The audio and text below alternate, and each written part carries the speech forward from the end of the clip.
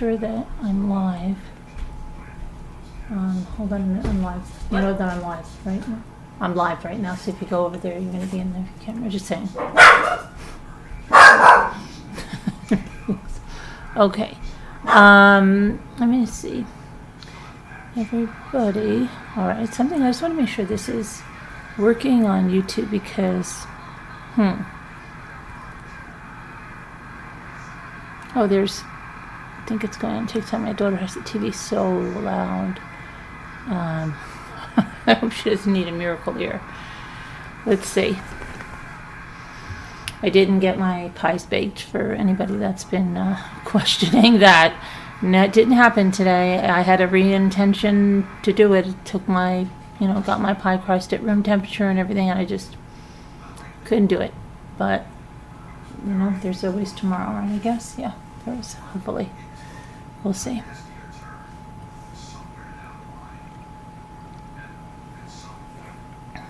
Okay. Sorry, this is not letting me get to the YouTube. Why does it look like I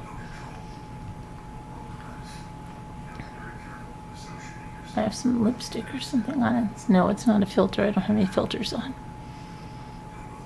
I'm trying to think if I had grape juice or something. What the heck did I have? Okay. Oh, there. It must have been something. My lips are normal now, thank goodness. Okay. Must have been something wacky with the screen your TikTok screen is dark black and it made my lips a funky color. Okay, so hi Christine Av, how are you? Hey.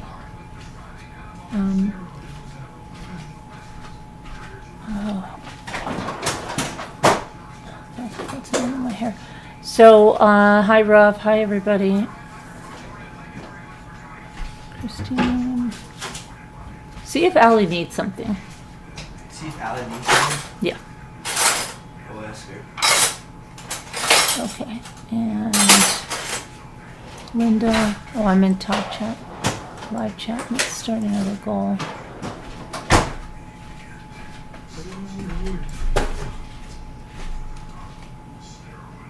Allie, do you need anything?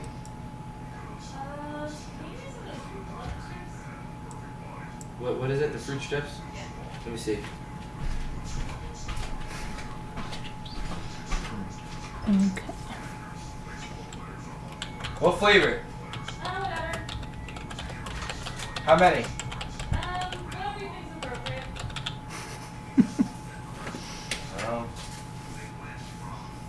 We'll give her three. We'll give her one of each flavor. Okay. Fruit strips. I'll give you one. All right, so I'm gonna go on because we've got a lot to talk about tonight. Yeah, and I don't know what it is. Like I just didn't. I'm gonna try the pies tomorrow. I'm gonna try the pies tomorrow. What do you think? And the pumpkin cookies. What you doing? I'm gonna have to do the pies tomorrow and the pumpkin cookies. You make a pumpkin pie tomorrow? Yeah. I'll be here on Sunday to eat it. Tonight to eat it. Tomorrow night. Yeah. How are you gonna be? Tomorrow night. Yeah, of course. I'm going to her house. That's it. I'm not sleeping over. 100%. I can't see it. I know I can't. I know. It's in the future someday in our life. Yeah, and someday in your life. Someday, okay? Someday in your life. Alright? Someday. Yeah, I said it. Girlfriend. Maybe New Year's, maybe. Yeah, get out of here. I'm serious. Oh yeah, so am I. What? So am I. No, I'm like, no, Mom.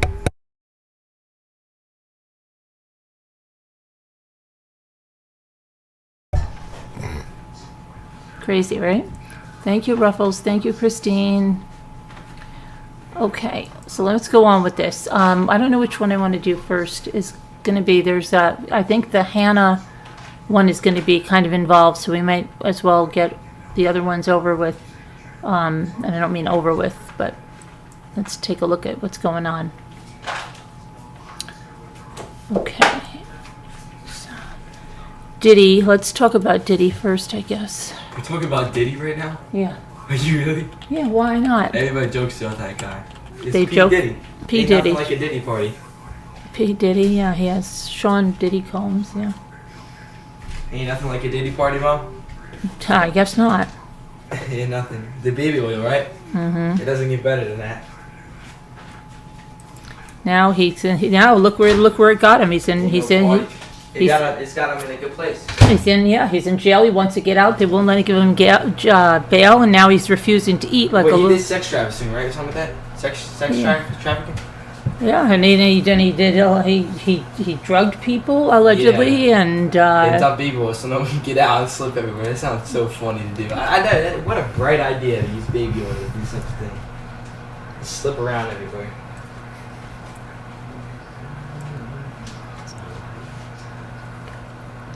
all right. Let's see. Let's go where he's refusing his food, like a little. It sounds to me like a little spoiled brat, but he got a choice of it. Also, there was peanut butter and jelly if he wanted to have it. But we'll talk about it. All right. Let's get one of those great court renderings of Diddy in court. Okay, so here's Diddy. And let's see. He spent Thanksgiving in a New York jail. He's in Brooklyn, New York, in the detention center, after the judge denied his bail. And let's see. Friday's 2-hour hearing resulted in Judge Subramanian denying Sean P. Diddy Combs' motion for bail. Allie, are you close to where Diddy is? I mean, I don't know what jail he's in. He's in Brooklyn. No. Oh, okay. I don't think you want to be close to that guy. We could go by and wave. All right, so then their source said that he's refusing to eat, claiming that he picked over his food like a huffy child and barely touched a thing. He's virtually on a hunger strike now, as he's been saying he thinks his food is poisoned, according to this source. Now, take it with a couple of grains of salt because it comes from Radar Online, and we know just how reputable they are, but there you go. He saw this is the third time he was seeking bail. It's the third time he's been denied. And I don't see how he thinks like his own hired security team is going to keep him from, a judge is going to say, oh, that'll be good, because he manipulates everyone, especially the people he hires. So he didn't get it. He's picking over his food, like what's going on. And so we'll see what happens to him. That's only going to go so far. He must be really in he must be just totally disillusioned that his power is not getting him out of this. Speaking of that, we watched the Martha Stewart documentary, and I can talk a little bit about that later too. Okay. Let me go on to the... there were 2 Florida murder-suicides. One was a father and a son. One was a husband and a wife. And so I'm going to talk about that. Let's see. First, Hillsborough County.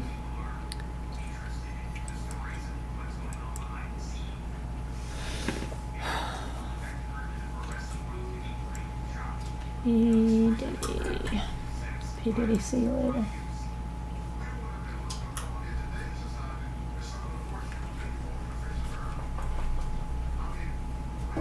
Did you finish that, Bryce? I'm eating it. No. No, it's still more. I'm eating the rest of it tomorrow morning, probably. Tomorrow We morning. got basketball practice. Oh, yeah. Hopefully I don't crash on the way down the driveway. It's icy. Well, you're not going to drive if it's icy. It's on the driveway. What? I know, but maybe you should have parked. You should have parked down On the there. way up the driveway, I slide on the way up it. You should have taken some of the salt. Spread it down. Maybe I have to do that in the morning.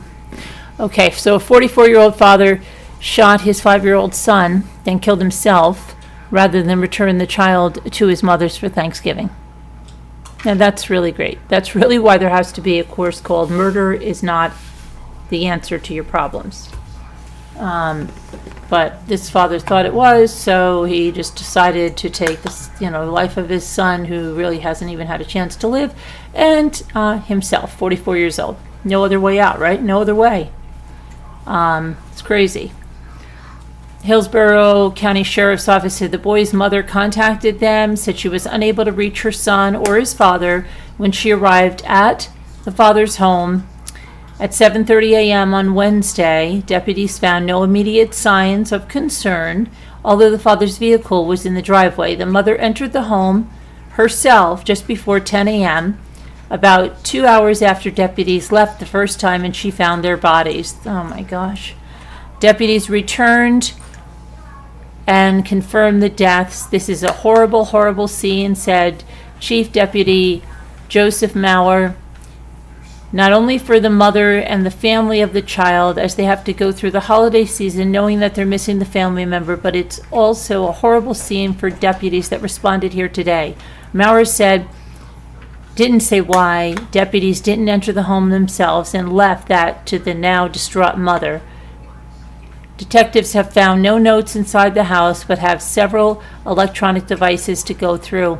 He said the parents have been separated for about a year, and a victim specialist has been assigned to work with the family. Wow, and it's hers for them. That's horrible. For her to have to see that, find that, discover that, it's horrendous. I don't understand what's wrong with people. Okay, next we have another one, which is in a high-rise, Oceanfront in Hallandale, Florida. This time, it wasn't the man who initiated it, it was the wife. So we're going to talk about that one next.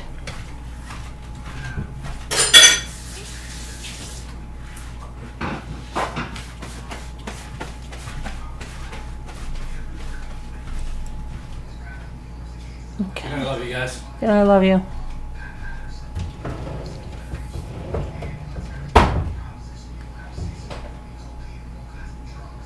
All right, so let me go.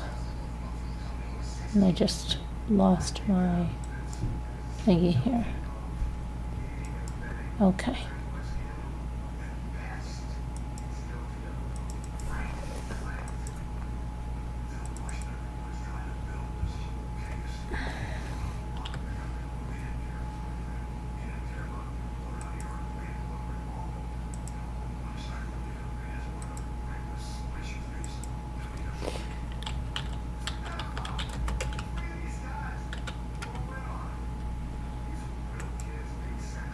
I'm coming. Oh, while I'm waiting, I'm pulling this stuff up. The Martha Stewart documentary.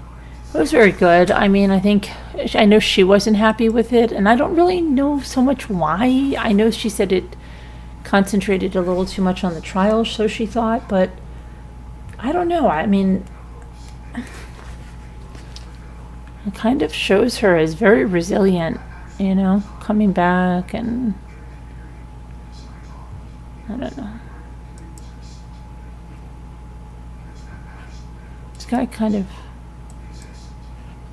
reminds me a little bit of, get a Scott Baio vibe, but this is the man, and I'll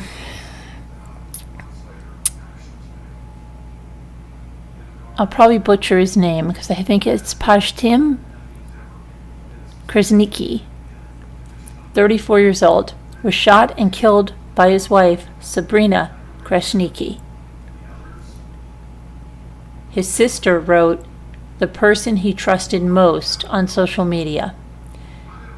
So the Florida couple, they're both dead. The wife fatally shot him and then herself on the balcony of their luxury oceanfront high-rise in a tragic murder-suicide. And it's so weird because I used to stay in an oceanfront high-rise. There is a condo right here, and I want to go look at the address because it's in the same area, Hallandale Beach, and right on the ocean. At 12:30 a.m. on Wednesday, November 27th, the Hallandale Beach police officers responded to a report of multiple shots fired at the Beach Club 2, 1830 South Ocean Drive. Officers found Mr. Krasnicki, 34, and his wife, Sabrina Krasnicki, she was only 27, laying on the balcony of their condominium, dead of an apparent gunshot wound. Sabrina shot her husband multiple times before shooting herself. The couple lived on the 45th floor of the luxury building, and police are investigating what led up to the fatal shooting. Now, the heartbreaking post on Facebook from Albana Krasnicki Munret read, "My Thanksgiving Eve wasn't spent with my husband and children. It wasn't spent with friends. It was spent with police officers, detectives, and news reports, talking about the vicious and senseless murder of my youngest brother by his wife." I'm not going to use his name. I'm just going to say my brother, because it's my brother's wife chose to take my brother's life away from him when she shot 5 bullets into his chest. The person he trusted the most, the person he chose to spend his life with, was the one who took his away from him. She betrayed him, his love and his trust. She shattered my family. My siblings and I will never be the same. I'm terrified my mother will not ever recover. She ended the post by saying, "I love you always. Pashtim, R.I.P." The Albanian newspaper Gazeta Tema reports the couple were Albanian nationals from Kosovo. The Hallandale Police Department did not immediately add any additional comments. Wow, that's horrendous.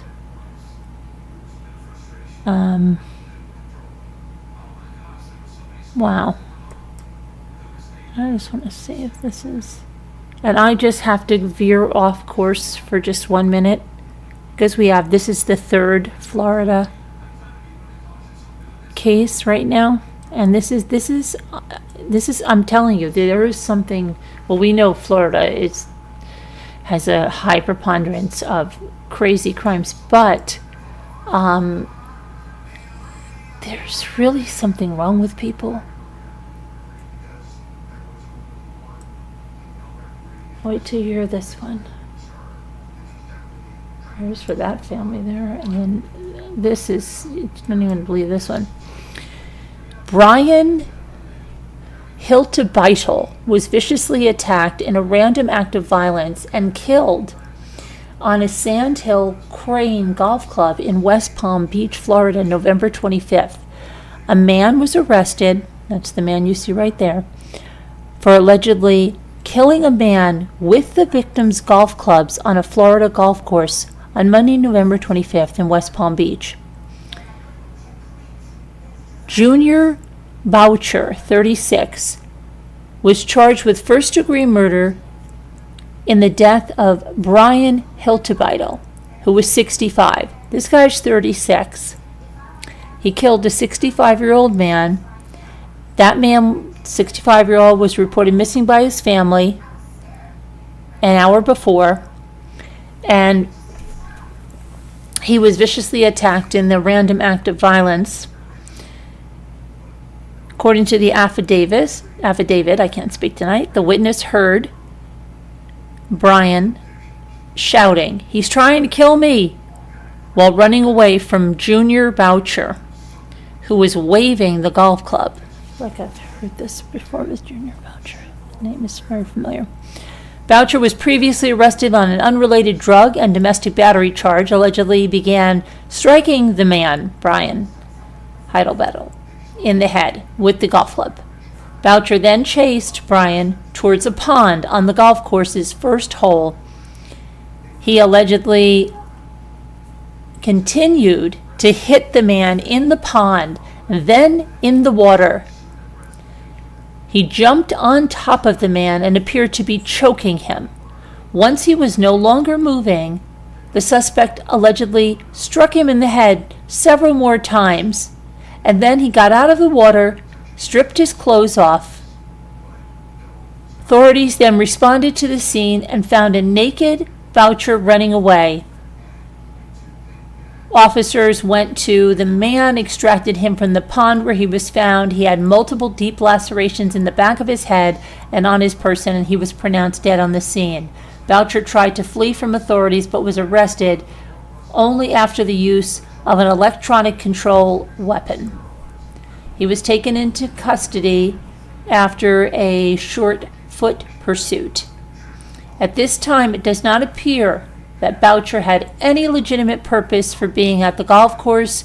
It appears to be a random act of violence where Boucher used the victim's own golf clubs as weapons and viciously attacked him, ultimately killing him. Authorities are still investigating the murder. They do not know of any connection between the two men. And Boucher now is being held at the Palm Beach County Jail. Isn't that incredible? I mean, what the hell? And in Florida, it's always the one with those freaking bath salts or whatever, but that sounds totally like, he sounds completely unhinged, out of control, lunatic state, and just attacking this guy who's just going golfing. Horrible. And I don't know if no one else was around, or I guess no one else probably would even, who knows, someone at least maybe could call someone or do something. It's just crazy. All right, I just want to go to see what our stories are here. I want to see what we covered and what we still have, because my mind is being nuts on me lately.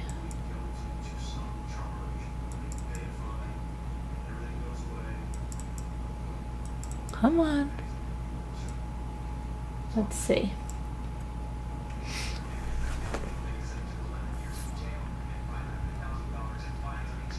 So we did Diddy, we did this one, we did this one, we did an extra one, and we've got to do this one, and then we're going to concentrate on this Hannah Kobayashi. All right, so this is a little extreme as well, okay? A Massachusetts man kills his roommate, who, it's weird, the roommate's name is Frank Griswold.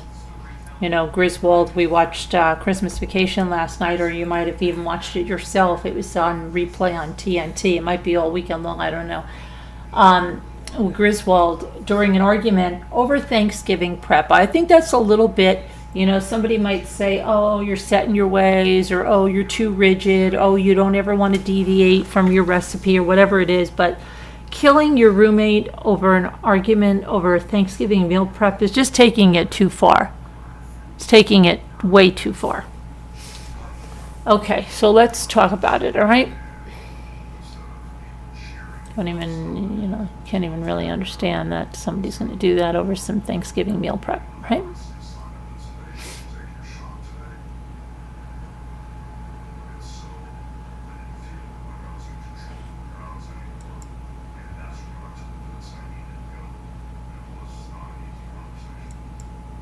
Okay, let me find this.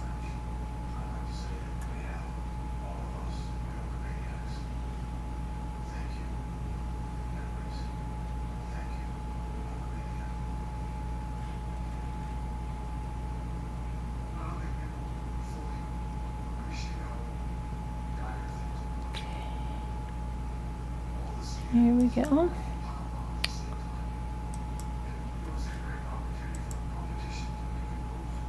So a 65-year-old Massachusetts man has pled not guilty on Friday to charges that he killed his 80-year-old roommate over an argument over Thanksgiving meal preparations.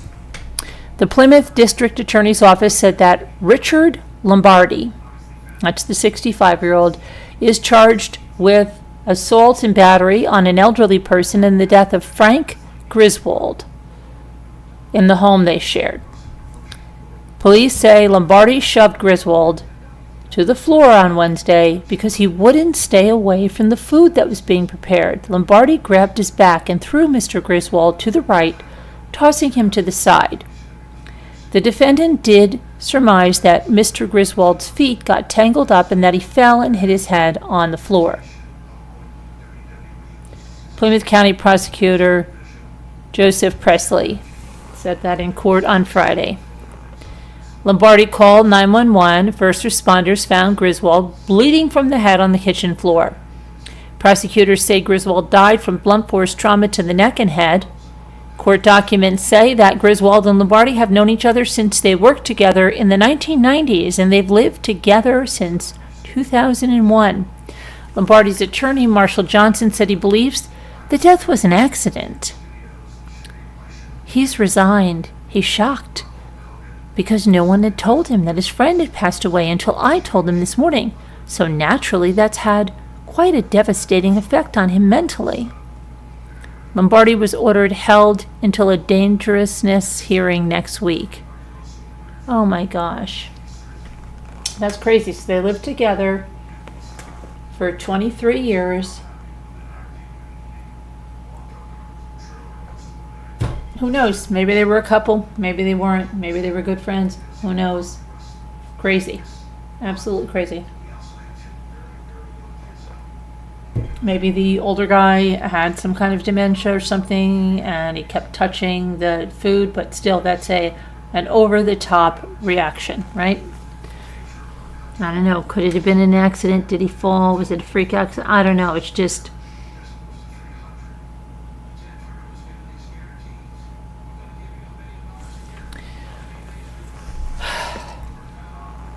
most unfortunate. Okay, so let's go look at Hannah Kobayashi.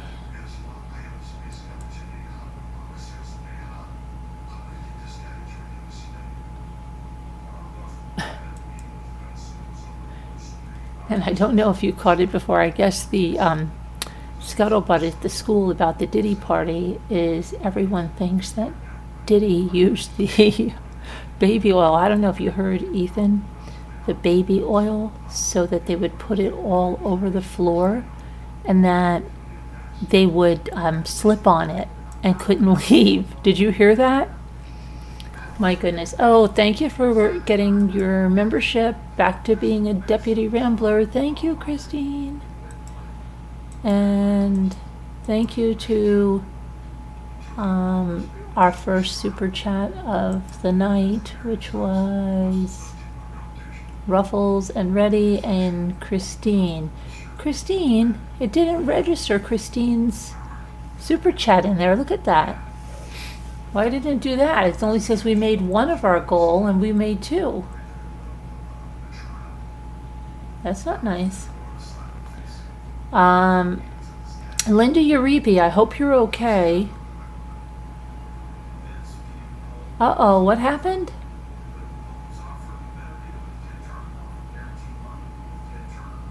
Somebody took your cards? Hackers and frauds going on now.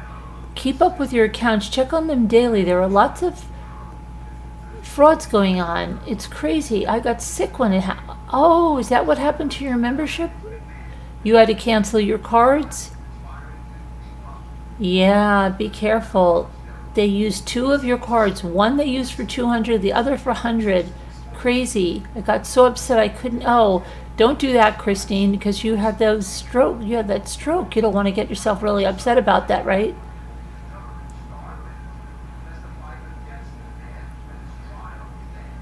Don't do that. I remember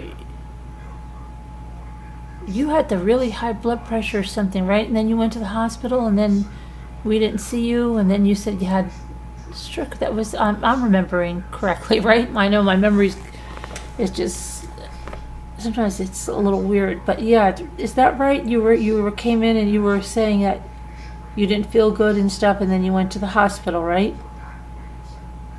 Yeah, they canceled all your cards. Oh, I see. Okay. Yeah, that happens. They get compromised. You know what they did to us? We took Ethan on a college visit, and we went to the gift shop, and we first bought like one of those shopping bags, with the college name on it. It was like $3, whatever it was. While I was looking to get some other stuff, and I just said, oh gosh, they're probably going to say, oh, something's going to be compromised with the card. I don't know why I just thought it, because it used to be like anytime I went somewhere different, but I just thought because the amount was funky, it was almost like a test, like a $3 amount. What do you know? I go to buy the boys 2 shirts, and the card doesn't work. And then I'm like, what the heck? So then I'm like, okay, we just paid cash, and then we went to have the lunch that was there. And while I was at the lunch, I got a fraud alert from my bank, and they said, is this your purchase? Can you check it out? If it is, then click yes or something. If not, and that's what it was. There was a fraud alert because it was, at a different place, and it was a small amount. And I guess because it was a college, I don't know, they're thinking maybe some kids got a hold of a card. I don't know. So anyway, yeah, that's pain in the butt. But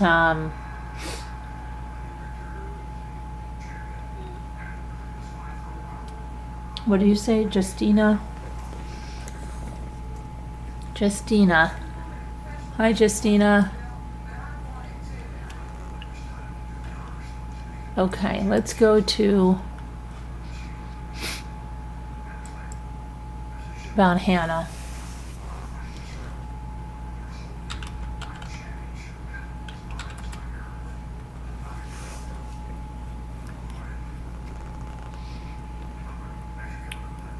Okay, so there's I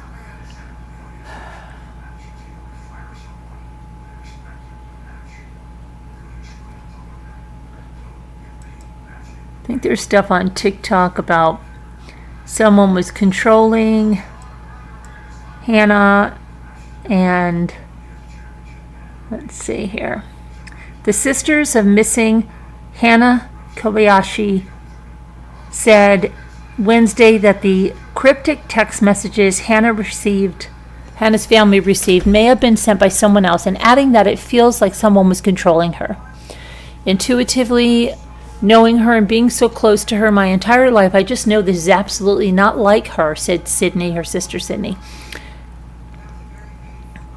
The family continues to search for Hannah, who was last seen in Los Angeles on November 11th after missing a connecting flight from Maui to New York.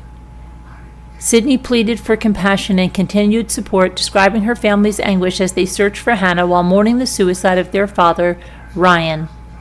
Hannah's timeline of disappearance. Her family members say they are receiving thousands of tips and remain hopeful about finding her, though they are cautious about releasing details to protect the ongoing investigation. Sydney said that her sister is an amazing and beautiful person who would never intentionally cause her family distress when she spoke with News Nation, Chris Cuomo. Ryan Kobayashi, the father, had been searching for his daughter in Los Angeles for nearly 2 weeks before he took his own life. Sydney described her father as a loving, caring, kind-hearted individual who fought until his last breath to find his daughter. She said, and I quote, "We ask that you just give our family some grace. Imagine if it was your loved one." Okay, so let's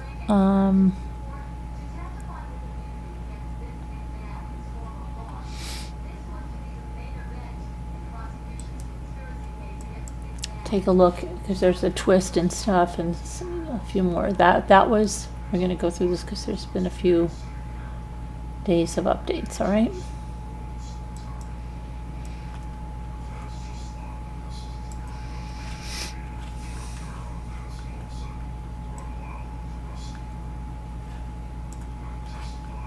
Come on, go over there.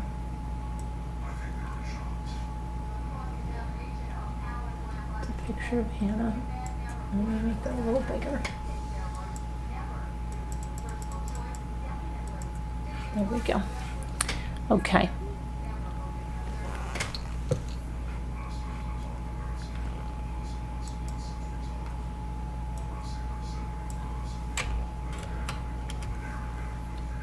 All right, so let's see.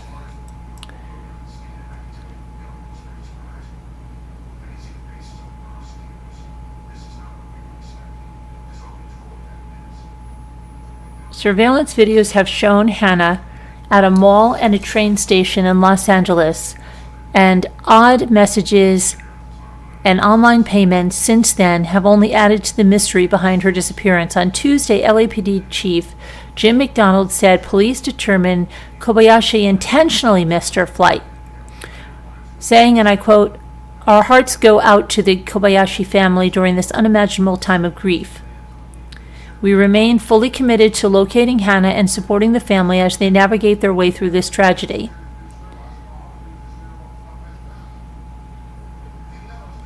She is described as 5 foot, 10 inches tall, weighing about 140 pounds. She has brown hair, hazel eyes, freckles on her face. She normally wears glasses. She has a tattoo of a heart with a knife on her right forearm.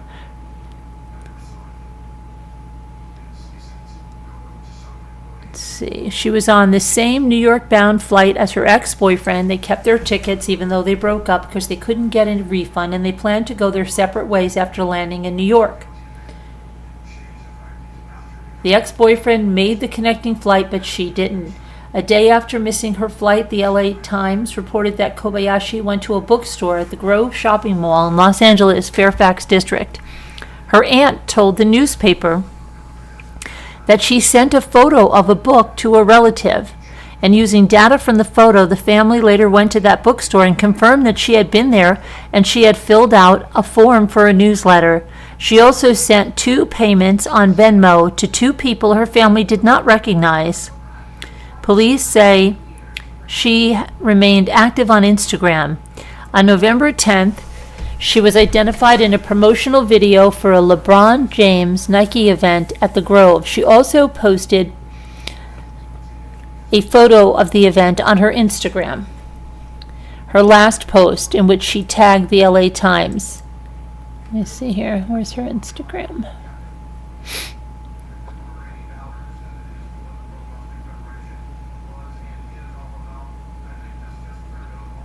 I'm trying to pull this up.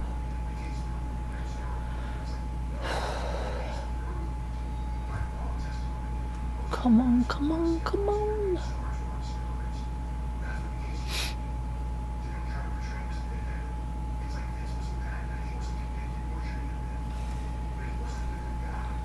My head is killing me.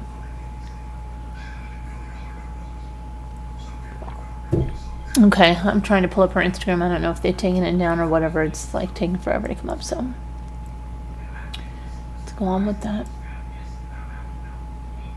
Oh, Maureen Gunn, if you can hear me, you won that I Surrender All giveaway, and I tried to email you early today. Well, I did email you. I didn't try.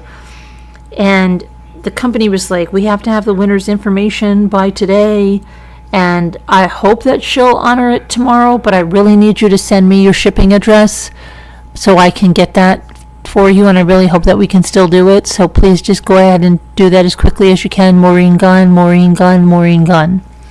Maureen Gunn. Congratulations. Okay, it's finally coming up. Let's see, it says, but yeah, this is her Instagram. Let me pull this over.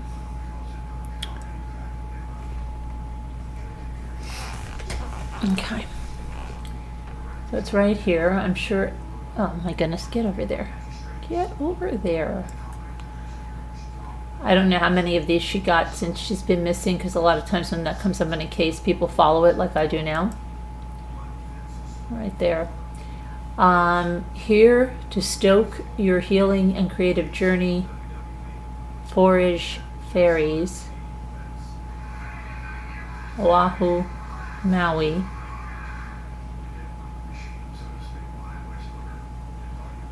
Okay. So this was the last post right here.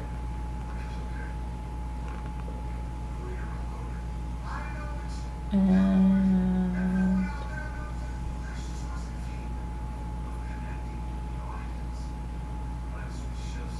so that's her Instagram. But let's see what's going on. Okay. Beyond that. My daughter's got the TV so loud. I really hope she doesn't need a miracle here.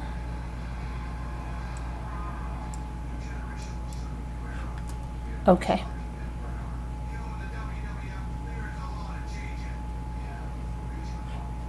Let me go back to where we were.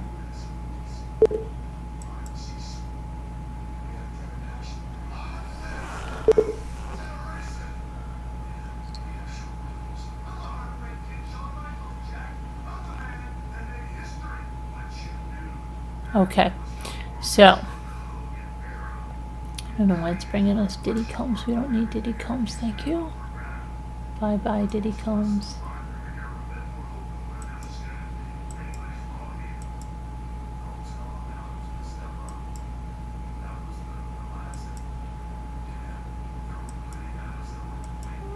What did I said I'm going to talk about Martha Stewart. Okay, let's see.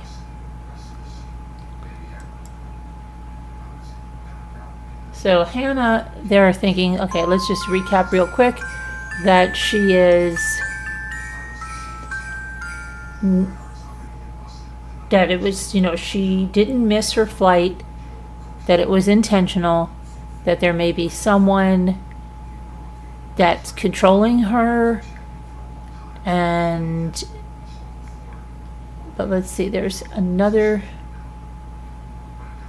something I want to go on here. Okay, let's see.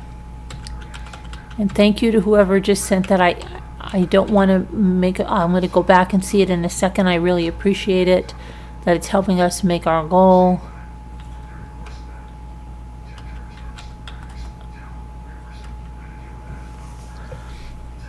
And we really need a couple strong days to finish the month.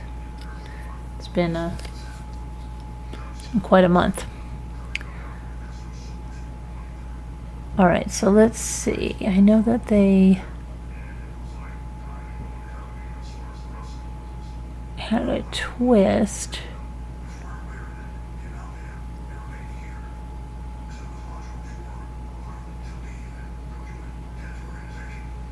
Okay, so we've got 9 hours ago. Let's see.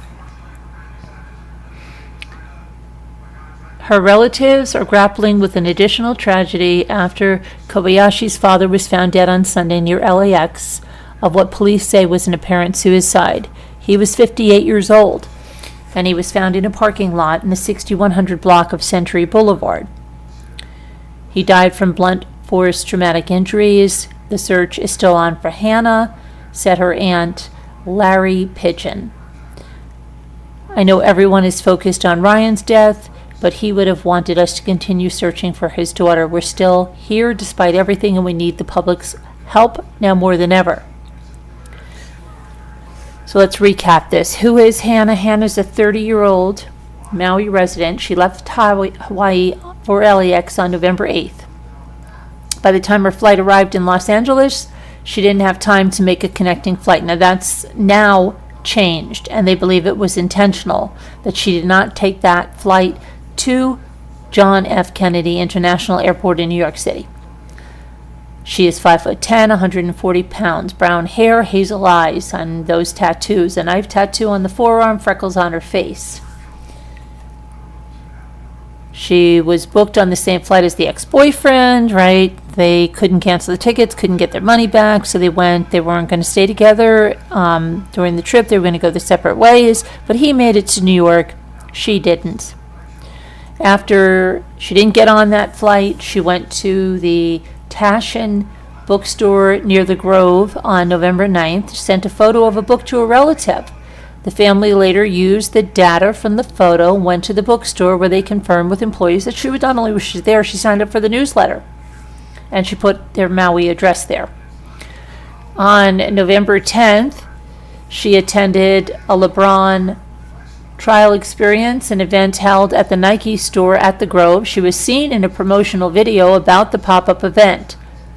She posted a black and white photo on Instagram about it. That's right here. Boom, right there. We think she was staying around the Grove, her aunt said. It's a pretty touristy area with a lot of shops, bookstores, and museums, so we think she was just in that area sightseeing and she felt safe. That was until November 11th. She had been texting normally with her family members, telling them she couldn't wait to get to New York, and that it had been a nightmare trying to get another flight. And then on November 11th, another aunt started getting alarming text messages from Hannah expressing concern that someone had stolen her identity and all of her money. Her family grew concerned, tried to get a hold of her, but they couldn't get an answer back. She was using words like hun and babe and saying someone's trying to steal my funds. She doesn't talk like that. It was out of character, the family said, and it sounded the alarm. Her phone was last turned on in LAX on November 11th at 4 p.m. and has not been turned on since. On November 11th, surveillance video showed Hannah boarding a metro train with an unidentified person. Kobayashi was then seen transferring stations with the same person and exiting a train at the Pico station at around 10 p.m.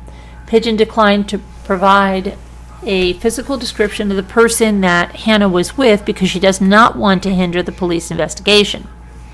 It's alarming. It doesn't make any sense.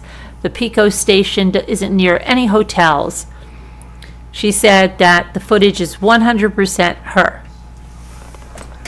And then the aunt said that LAPD told them before the family received those texts sent from Hannah's phone that she had spoken to an American Airlines ticketing agent to try to book a flight to JFK. Her family reported her missing on November 12th.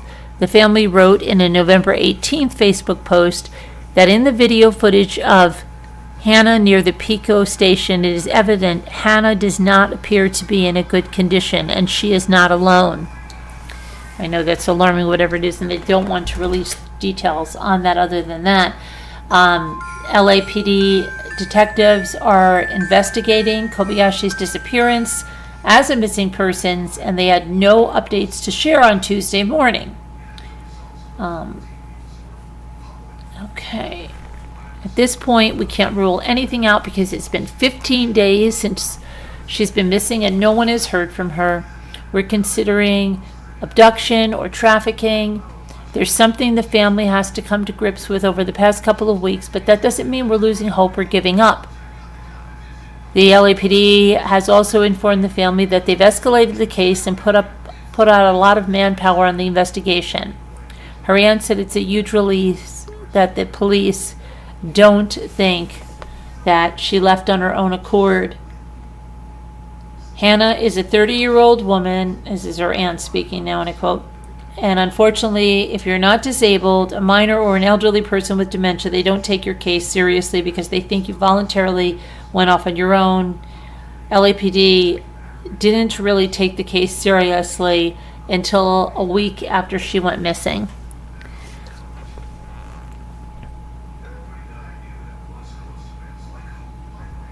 Let's see. Then about the father.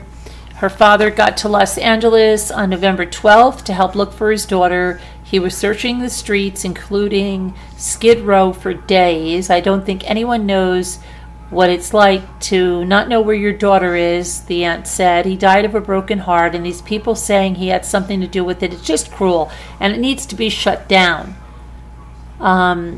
Pigeon said the family wanted to dispel any conspiracy theories that Ryan was involved in any way in his daughter's disappearance. We just want Ryan's legacy to remain that he was a father who couldn't deal with it. Pigeon said he had a mental breakdown, and I wish there was something we could have done. He was the kindest, most loving man you've ever met. A GoFundMe page has been put up to provide assistance for Ryan's fiancée. He has been living his absolute worst nightmare since Hannah's disappearance, and now, with his passing, our family is grappling with unimaginable grief. The Kobayashi family is also raising money through GoFundMe to aid in the search efforts to cover the cost of Ryan's funeral. We asked the public to be kind and compassionate towards us, the aunt said. Ryan was reading those social media posts. You have a whole family that's seeing it, so please be kind and compassionate. Put yourself in our shoes. Yeah.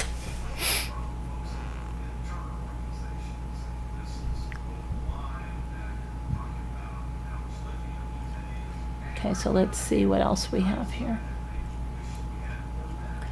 I'm just gonna go try to see if I can get back to the chat. All right, let's see. And thank you, Emily Casto, very much. It's got us one behind. Do you know that? Isn't that weird? Why does it have us? It didn't register. Oh, I know why. I know why, because it's a super sticker and it doesn't register it as a super chat. That's so crazy. Well, we're going to register it as 3. That's nuts. Okay.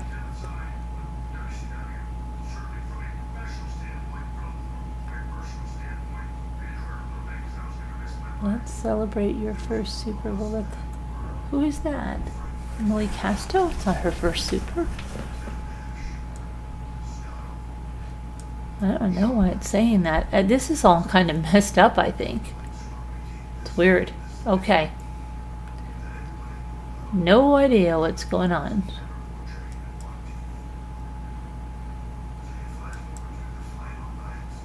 Live chat. Smash the like button. Okay.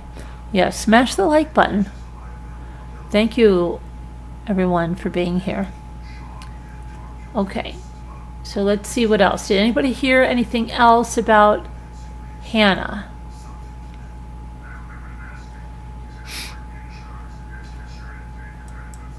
Okay, let's take a look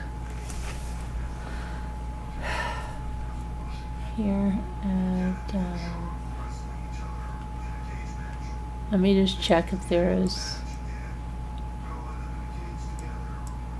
what I deal with. That's not what I want. I want this.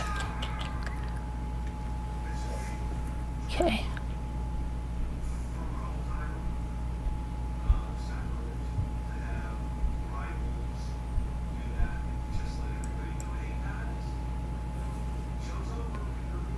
"12-year-old arrested after..."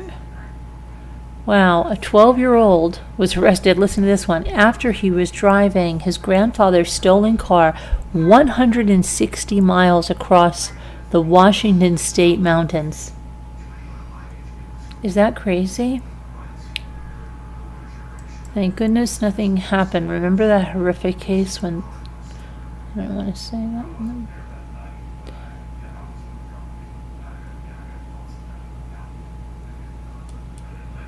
12 years old, 160 miles. 160 miles. Let's see what we have here. Moses Lake.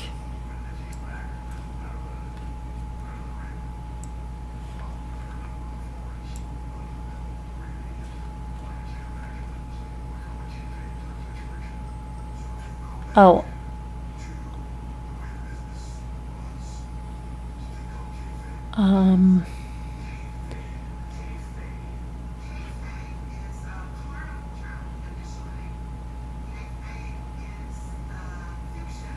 Okay.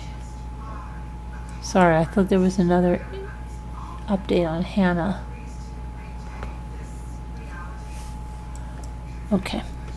So 12-year-old boy led police on a brief chase after he drove his grandfather's stolen car over 160 miles across the Washington mountains. On Wednesday, November 27th, the unidentified boy was arrested and taken into custody by the Grant County Sheriff's Office. Upon being informed that the boy had a connection to Moses Lake and might head to the Grant County area, the sheriff's motor traffic unit went looking for a car and found it at 10:20 a.m. parked on the curb of the 900 block of Lowry Street in Larson community. So, he had stolen. Okay. The 12-year-old driver then led the deputies on a short pursuit that safely ended near Randolph Road and State Route 17 when a deputy applied the pit maneuver to the stolen car. The preteen drove the vehicle for a total of 161 miles before he was stopped by the police.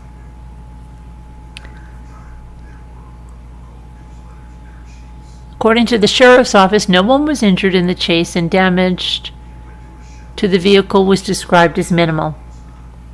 Once in police custody, the boy was transferred to the Juvenile Justice Center and charged with suspicion of possession of a stolen vehicle and felony eluding.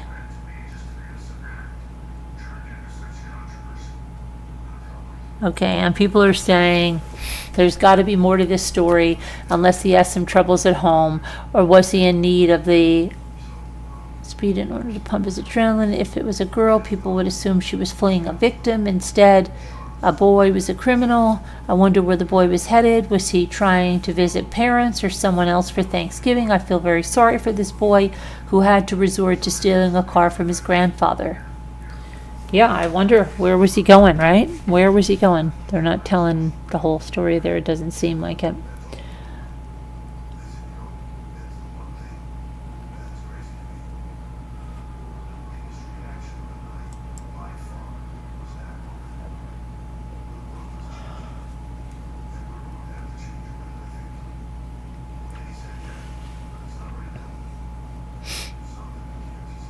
Let me see here.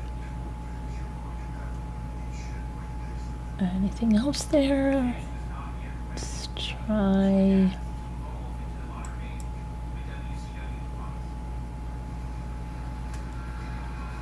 Kathy Bates, Jennifer Garner's, Martha Stewart's mascara, more Black Friday sales. Oh, Martha Stewart's mascara? What's going on here? Martha Stewart's mascara. Oh, big sale. $21, regularly $26. Oprah, her body butter. Oh, wow. $51, regular $68. Hillary Duff has an air dry cream. $1 off. Okay, I don't see too much going on.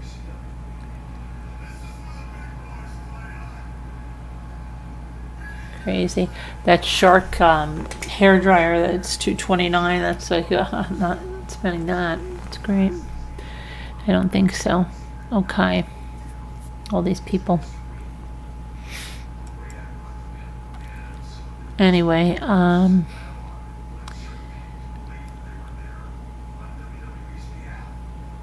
Andy Cohen and even more celebrates first Thanksgiving as a family of 5.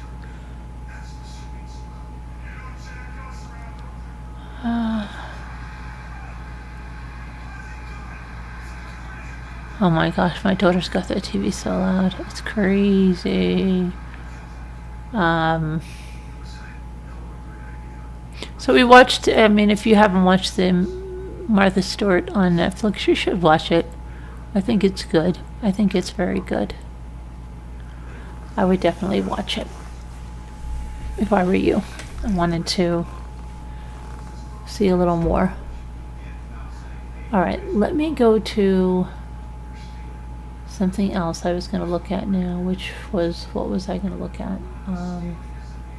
Something of some importance.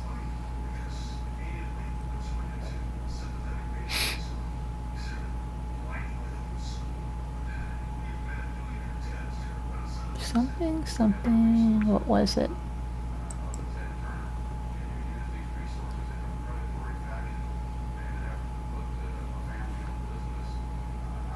I don't know, let me go to the chat for a second.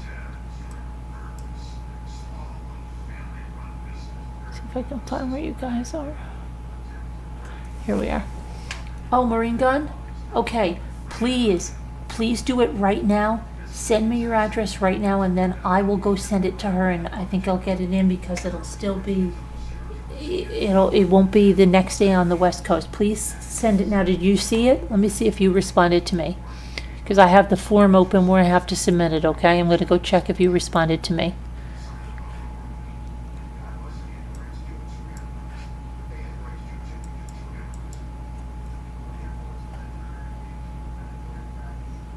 I don't have anything yet. Do you see my email?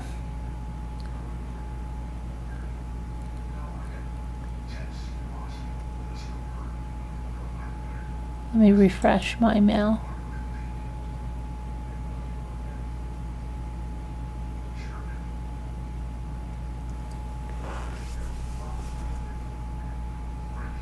Okay, I don't have it yet, Maureen.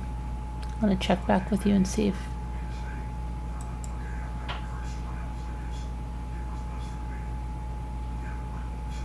All I need is your shipping address. That's all I need.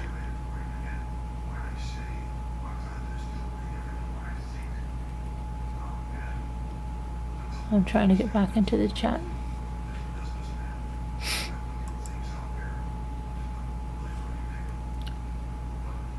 Okay, hopefully she's doing it. Hi 61, I sent out your little boxes and a couple other little things, so be on the lookout for those. And One Eye Blind Art, I sent you out your stuff. So yeah, please send it right now, then I get it in the form. And then hopefully One Eye Blind Art, we have to get together about the other stuff. All right. I'm just waiting for Maureen Gunn. That way I can get that in.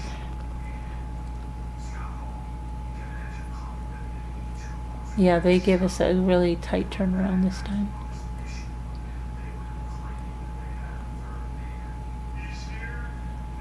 And I'm in top chat again instead of live chat. I don't know why.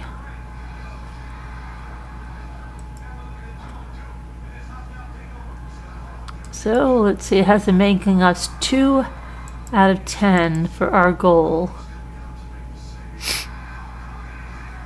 I hope I'm not getting congested. I don't know, I feel like I have a headache and now it's like I feel like my sinuses are clogged up.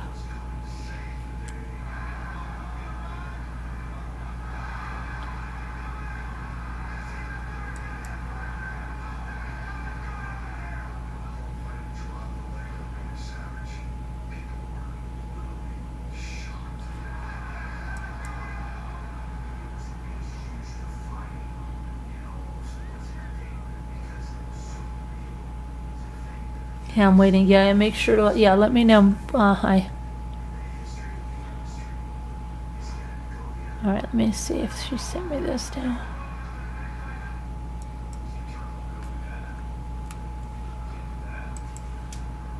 Don't have it yet, Maureen.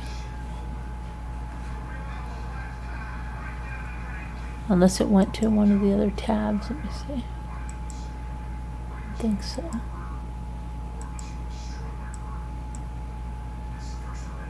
Okay.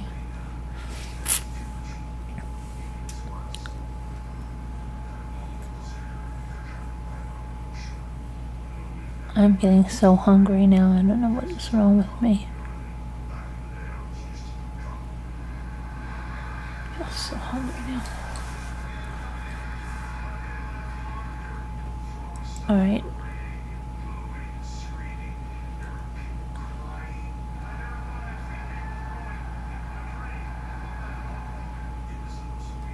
I'm still waiting, Maureen.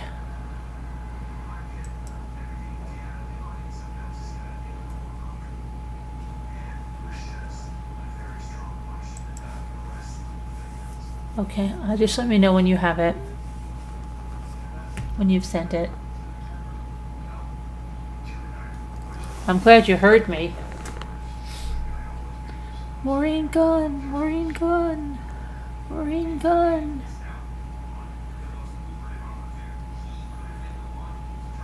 Yep.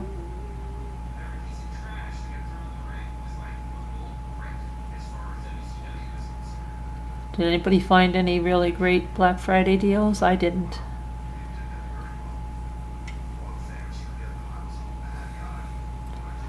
I didn't really look much either, though.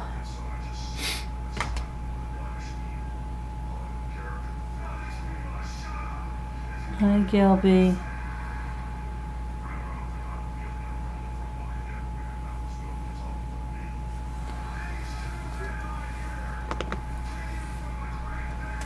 Okay.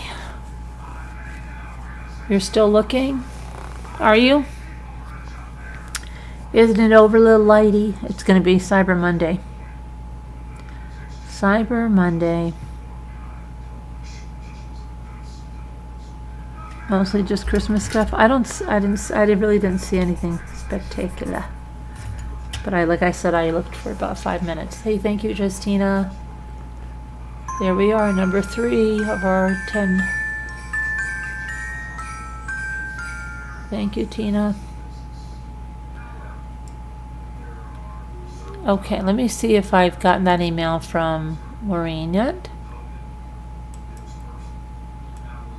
Hi, Terry and Maureen and Tanya and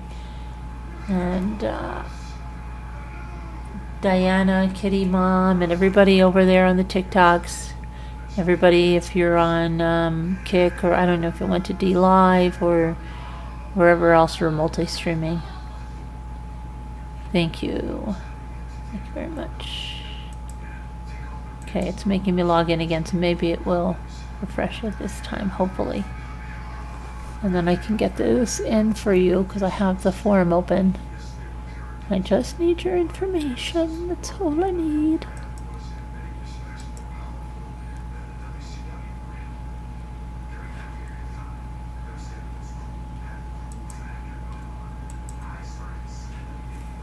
Okay.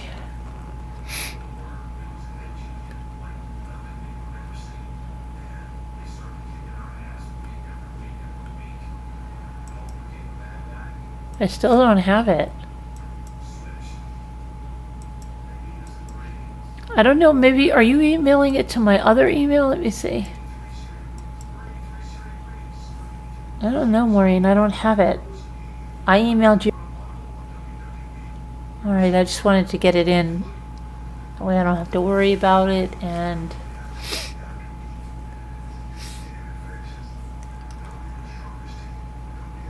we could go on to other things.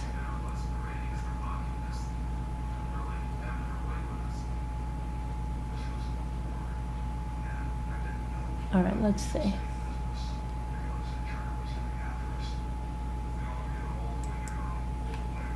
Maureen, so sorry, I'm having internet. Okay. No, you don't want to put your address in the chat. No, no, no, no, no, no, no. Let me see. So you can't email me? Okay, can't email me.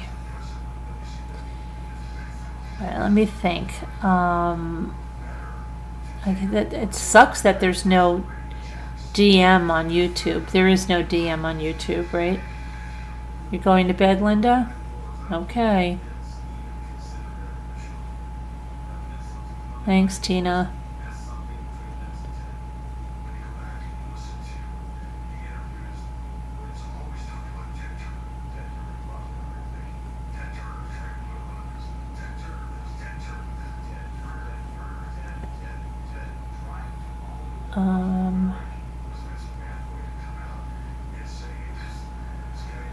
Yeah, I don't know.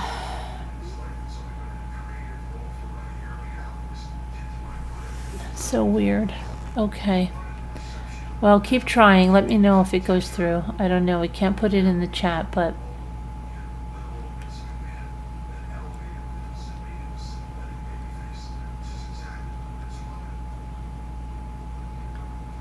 we'll see. Still have 54 minutes to make our goal. Okay. So, just hold on 1 minute. I just have to get something. 1 second, I'll be right there. 1 second.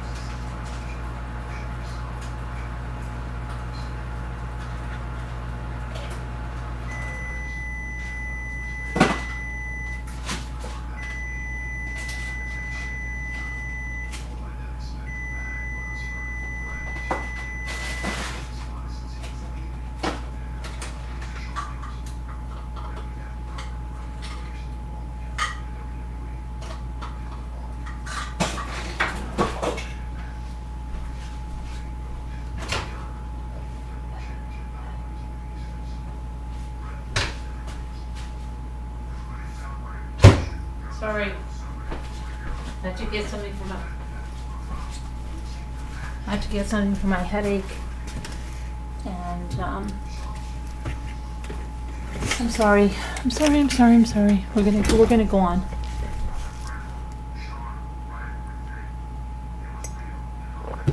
I think, do you want to read, oh, I know what I knew what I was gonna do. Hold on.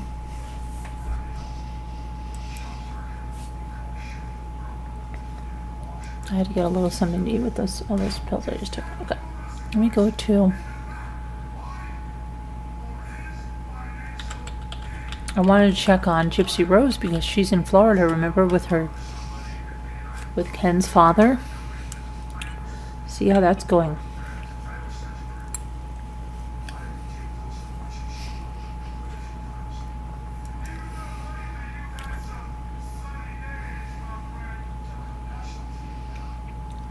Oh, people are saying, did Gypsy go to Disney? I don't know. I would think she would want to, but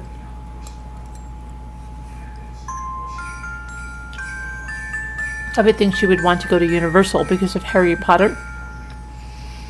Right?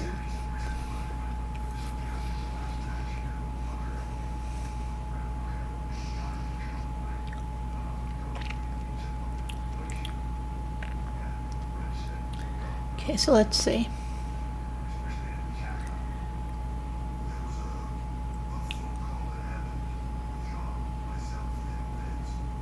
Gypsy. So I guess she has not. Let me check Ken's Instagram, okay?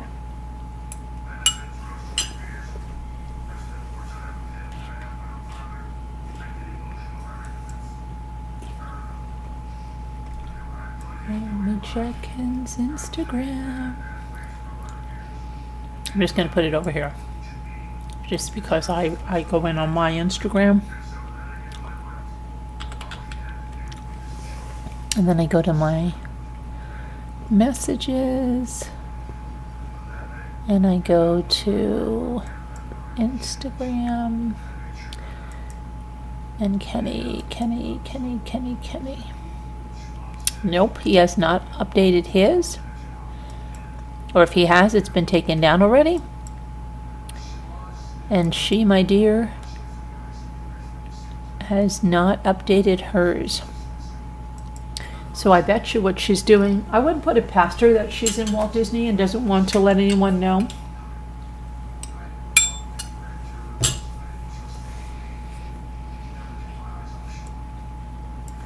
I know she'd like to.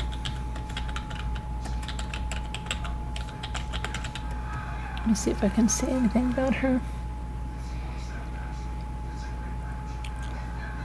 Gypsy Rose, Panama City, Florida. Panama City, Florida. I know someone that lives close to there.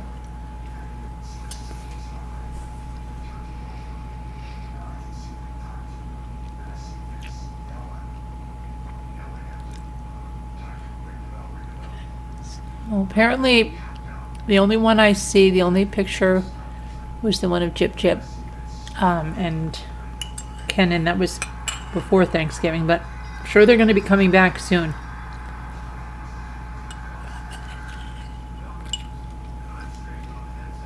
I'm sure Ken have to go to work, right? I don't think so. The work's his job is his work, right? Okay, let me see. Hey Ruffles, thank you. You broke 4 sewing machine needles. What happened? I didn't send you any sewing machine needles. I didn't know you needed them. Then Maureen, I'm going to check and see if you got that through.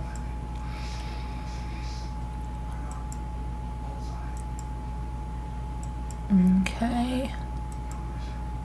No, I don't see it yet. Okay. I don't know if it's that one email address is the problem, or... But I hope you can get it through. Because sometimes they're really like, oh, we said it had to be this day, and they're really nutso about it. But I mean,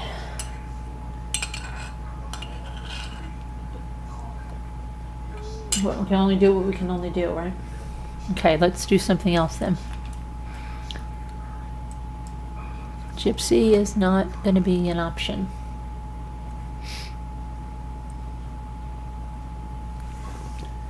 When you put the spool in, oh.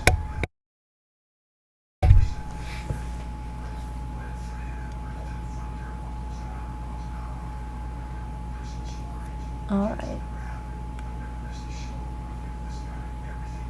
I want to do,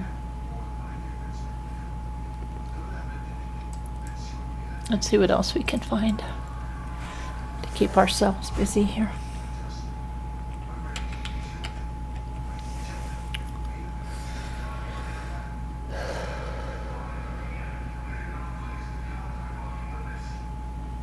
NBC anchor Leon Harris. Does anybody know who he is? Sparks health concerns when he tries to struggle through the broadcast.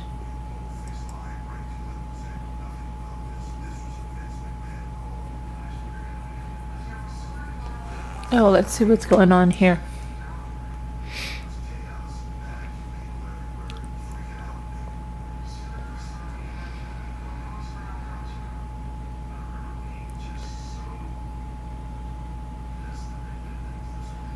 Twinkies owner. Oh.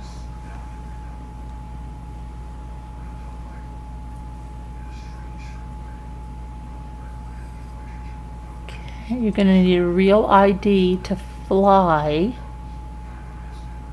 Starting May 7th, 2025, U.S. travelers will need to present an ID that meets the Real ID standard to fly domestically.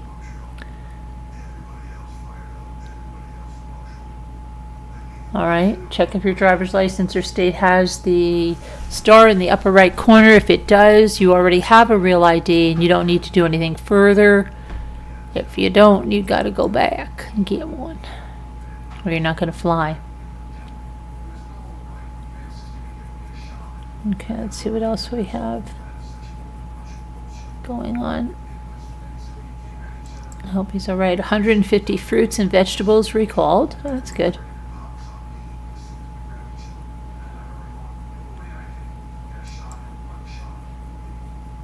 Lawrence Griffith Joyner's death. Thousands of cucumbers and eggs recalled over salmonella concerns.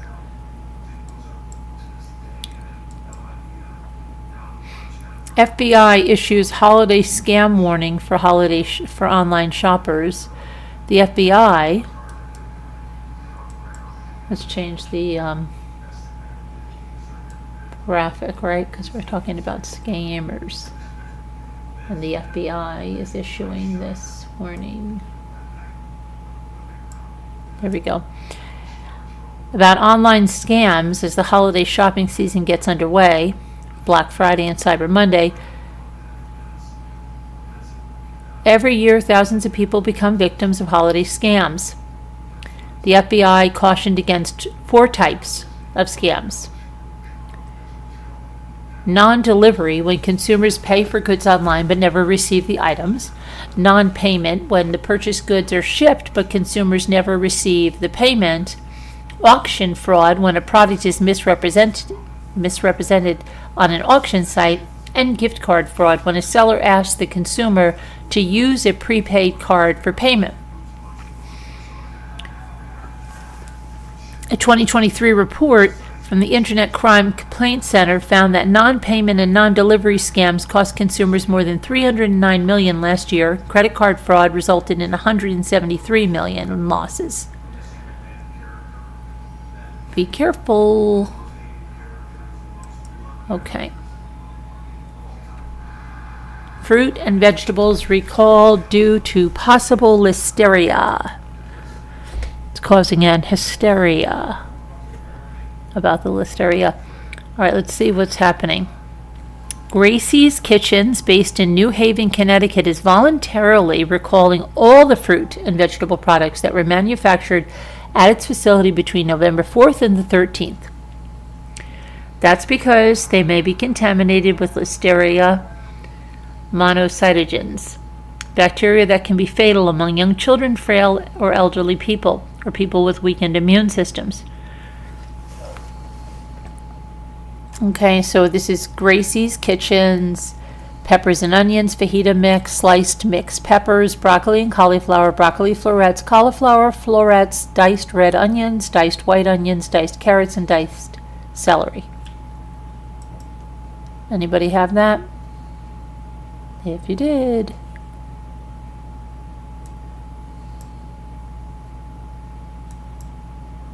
Okay.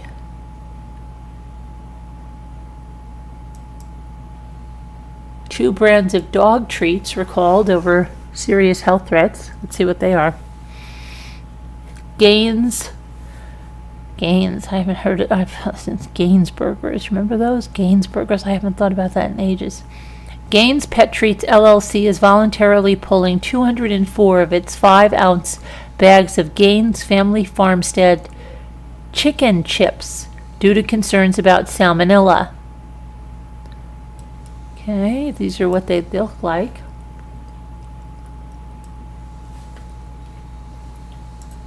If you bought those for stocking stuffers, something for your pet, do not give it to them. Let's see. The products were sold by online retailers to small independent pet retailers in Alabama, Florida, and Georgia. The bags had a lot number of 2006-11-24 and an expiration date of December 11th, 2025. Okay, and the company said this was the sole lot that was identified as potentially contaminated.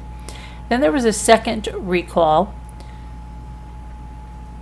of Carolina Prime Pet, recalling 400 of its 16-ounce bags of Hollywood Feed Carolina-made chicken chips. Okay, and these are looking like this.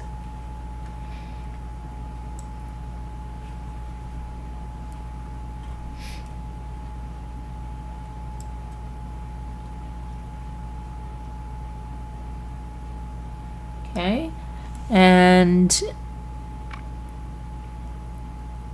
to date, no illnesses have been reported on either recall, but consumers were asked to stop using both treat varieties and contact the companies to arrange for a refund or a replacement. Okay. Be careful.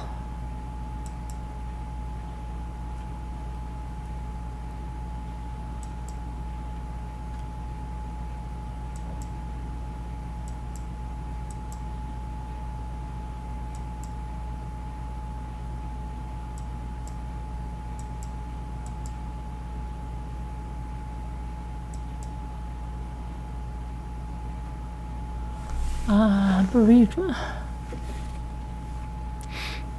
MPs. Avoid all grief. No.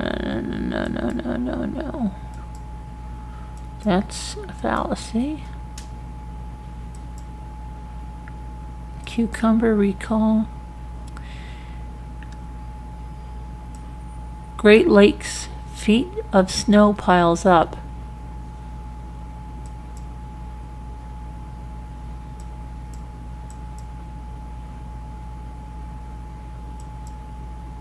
Bananas will stay fresh for a whole week if you keep them away from 2 kitchen ingredients, really.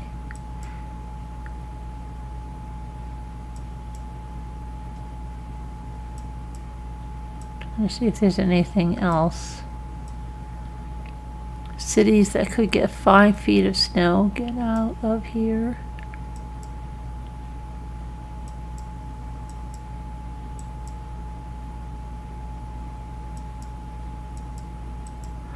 Okay, so I don't see, there was a stowaway on a plane to France, U.S. to France. Did you know that?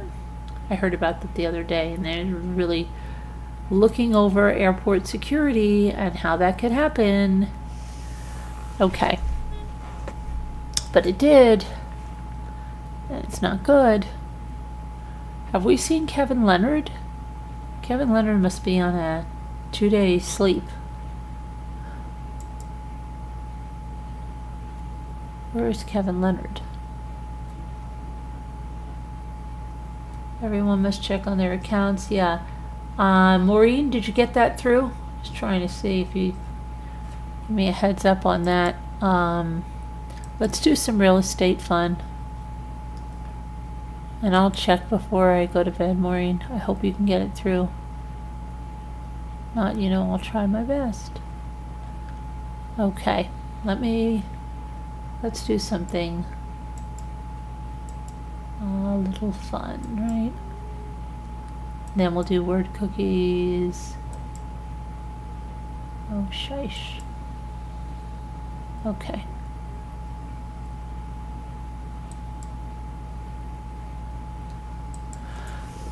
We'll go somewhere else. Yesterday we were in New York, right?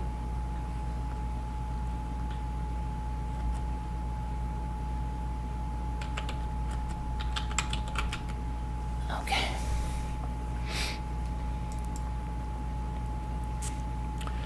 Where will we go today? Hey.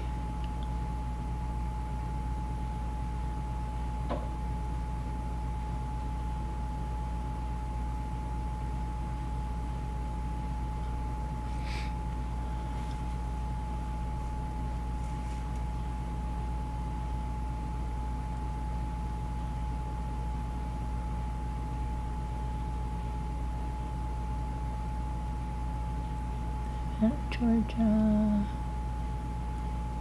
Bedford, Massachusetts, Longmeadow, Massachusetts,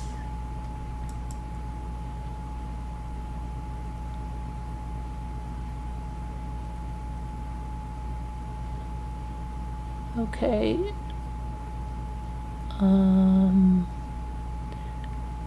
how about, would you like to see a historic Tudor home in Longmeadow, Massachusetts? Let's go find that.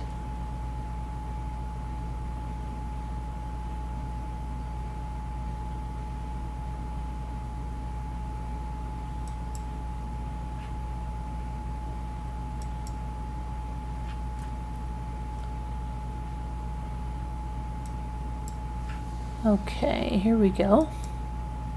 Okay, now remember, you're going to want to guess how much you think it might be, right? Okay. And I'll put the picture up and I'll tell you a little bit about it. And this is good because you're seeing, what's available in different parts of the country. Hold on, I'm trying to get this over here. There we go.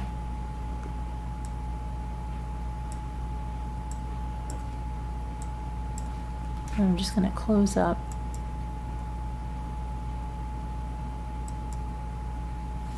Some of these other pictures here.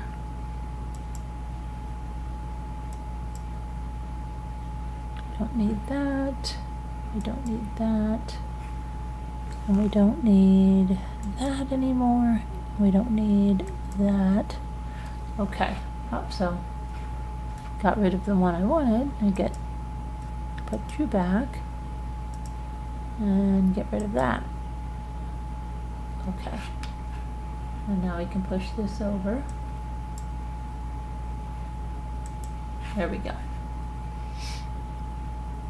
That's the front, back. Let me tell you a little bit about this. This is your chance to own a beautiful, luminous, and majestic home like no other. The original details in this 1927 Tudor home have been remarkably preserved. There's been tasteful, intelligent updates that allow for easy, comfortable, modern living. It's an architectural masterpiece that has survived the test of time. The architect was Morris W. Maloney, who, besides houses, designed several significant local public buildings, like the Elias Brookings School, which is listed on the National Register of Historic Places. There's carefully positioned leaded glass windows to ensure beautiful light throughout the day. Original mahogany paneling exudes elegance. A graceful custom staircase rises to a second floor with 4 to 5 spacious bedrooms, hardwood floors throughout. 3 lovely updated bathrooms, custom-made closets, provide plenty of storage in addition to a finished basement, laundry room, generous attic with shelving. The kitchen, updated but in style with the house, features custom cabinetry, a Sub-Zero refrigerator, Gen Air 6-burner cooktop, and dual Gen Air ovens. Terraced grounds with stone retaining walls, patios, and a lovely stream provide the perfect natural setting. So let's look. Again, this is in Massachusetts, Longmeadow.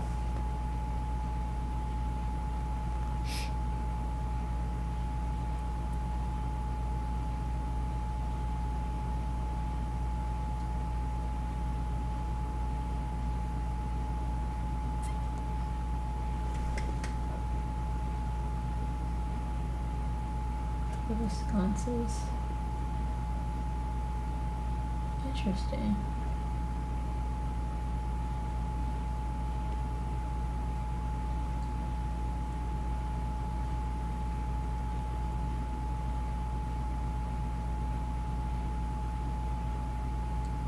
The ovens are down here, isn't that interesting?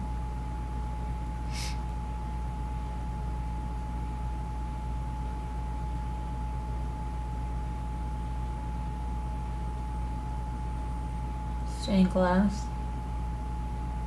It's nice.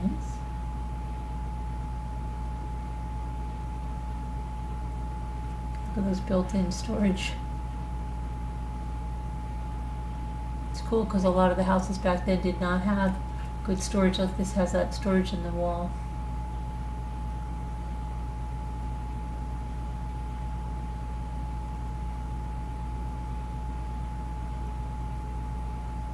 Lots of storage in there. Wow. That's the built-in storage. She's got sewing spools. You were speaking about spools of thread. Hi.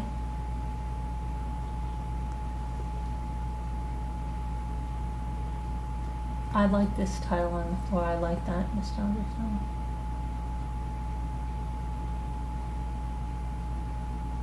There's the garage. There's more storage in the garage.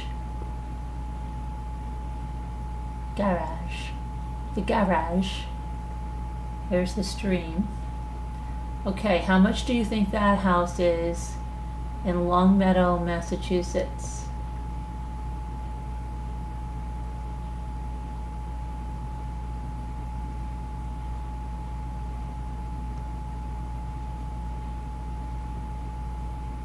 Longmeadow, Massachusetts.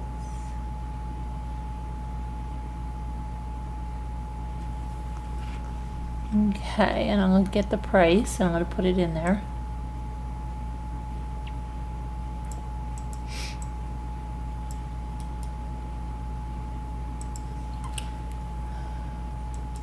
Coming back to the chat.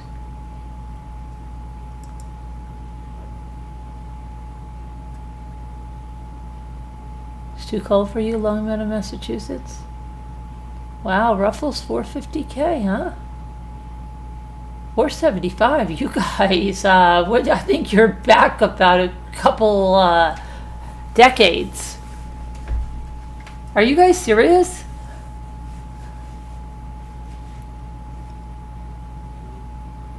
Little Lighty says 629. Buzz. You're all under. Way under.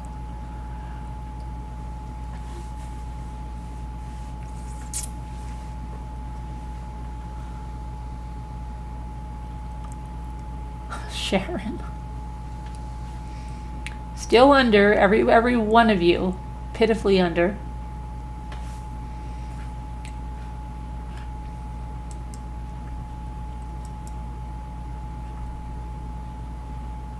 Maureen says 1.2 million. Well, Tina's the closest.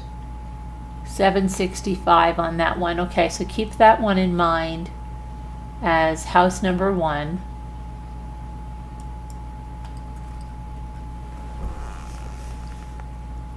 That's house number 1.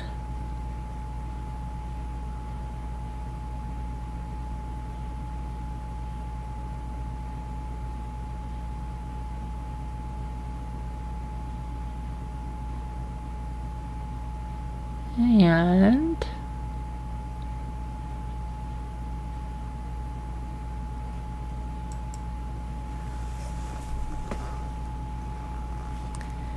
okay, this, let me see if we're going to use this one as house number 2.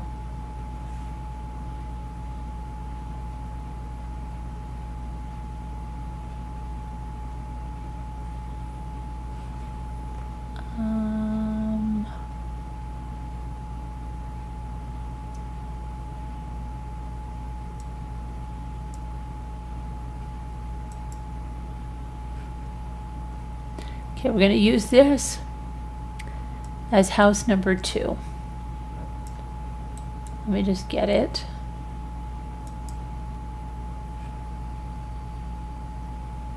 Okay, this is going to be, it's on Thrasher Hill Road, Worthington, Massachusetts. Okay. This is going to be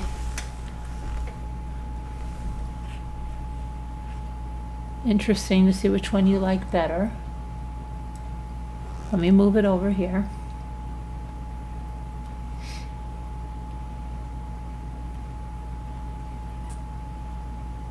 It's going to be very different. I almost feel like we looked at this a couple years ago, but there's no way it's the same one. Okay.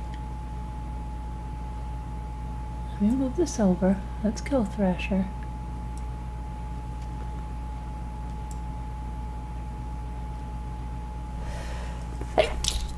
Excuse me.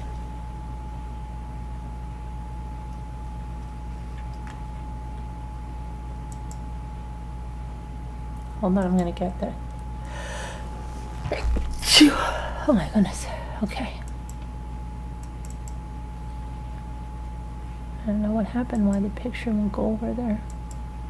Alright, let me move it. Let me get another one.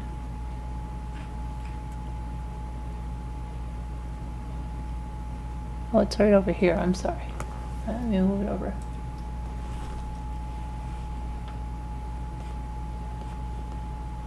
Come on.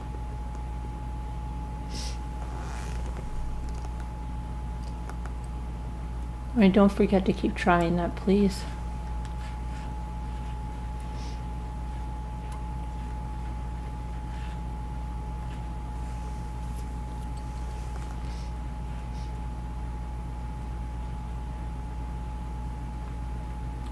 Can you text, Maureen? Can I give you my phone number and you could text? I don't know if you're able to get a text through.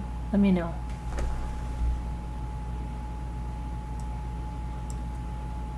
What is up with this? Why won't...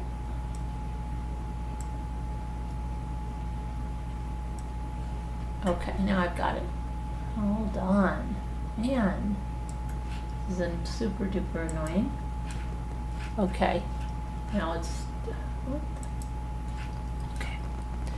So let me just tell you, this Animals, Agriculture, Art Retreat, Education Center, idyllic country home. This property offers it all. It's warm and welcoming. It sits on 38 acres. It encompasses farmland, pasture, protective, conservation lands. It's freshly painted. There's newer roofing, solar electricity, offering a character of an antique home but graced with space galore and oversized windows overlooking gardens and a small orchard. Attached is a charming apartment which has rented for $1,000 a month. Perched by one of the scenic ponds is a rustic studio cottage with electricity and wood heat. It has a 7-stall barn with a spacious hayloft. Its beauty and pasture run-in sheds offer additional animal space. It's set on a hilltop in South Worthington. It's 30 minutes from Northampton. It's convenient to cultural and scenic attractions of the Berkshires, abutting a wildlife management area. Please take a moment and let's take a look. I was going to show this yesterday. Okay. Running Fox Farm. Looks like there's a lady right there in the window. It is a lady. I think it is a lady. Looks like she's baking. Okay. Maybe she's making those pumpkin pies.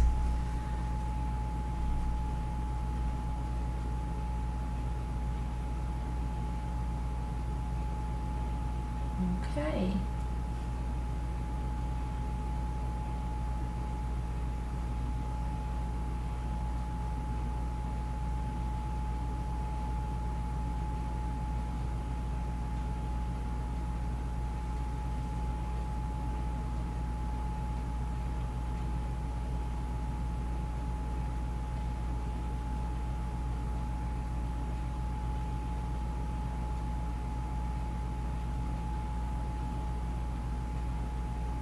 Look at the stained glass up there. Lots of windows, right? Lots of light. Lots of light, big, big windows.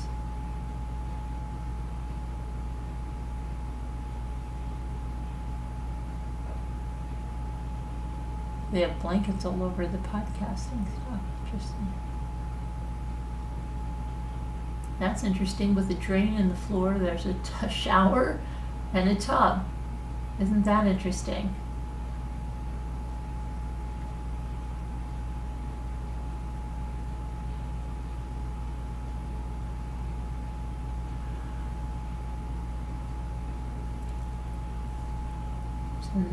Oh, this must be the guest house or something with the second little kitchen, but it's got like a commercial.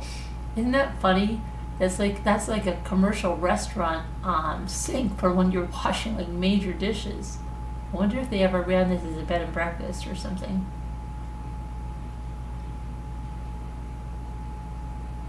I bet you this is that guest apartment, or this is another. That's another guest apartment thing, which could be fixed up to look a little better, right? Oh, and there's the horse paddocks.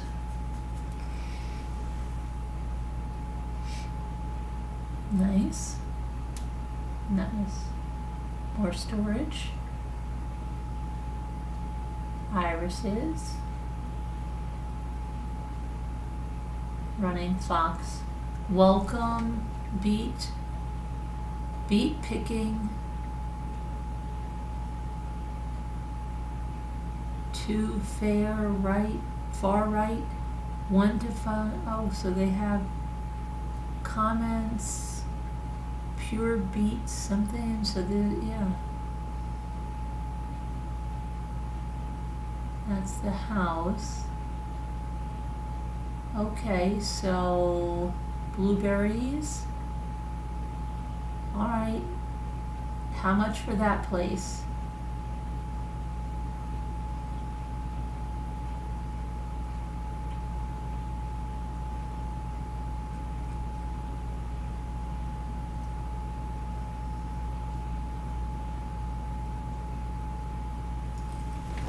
How much for the farm?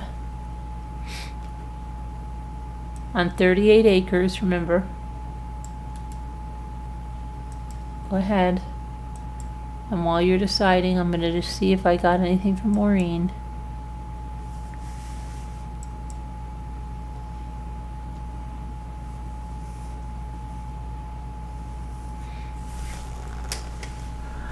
Oh, Maureen, what is your address?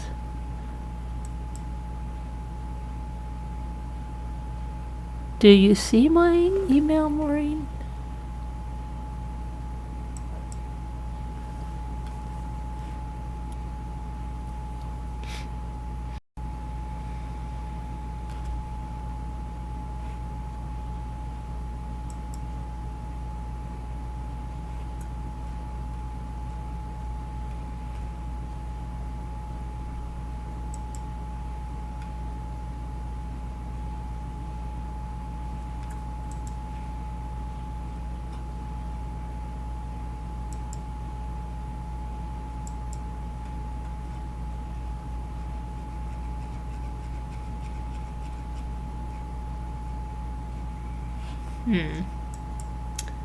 Okay.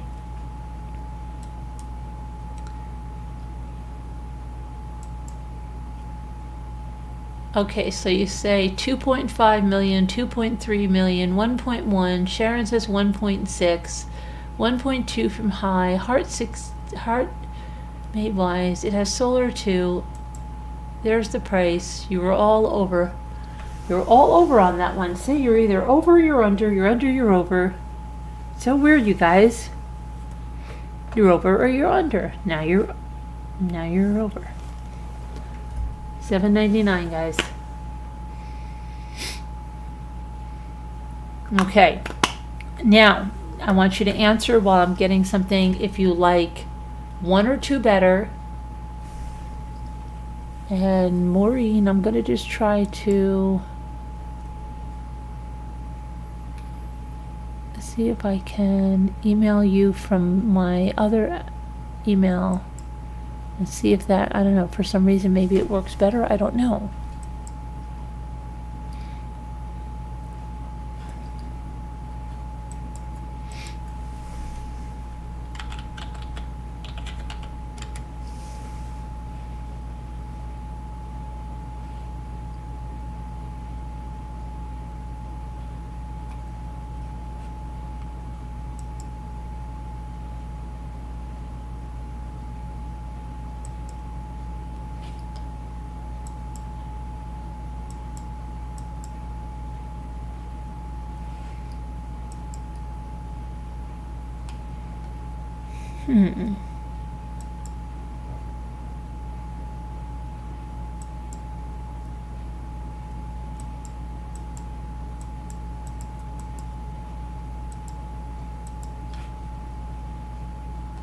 Trying to see if I can get.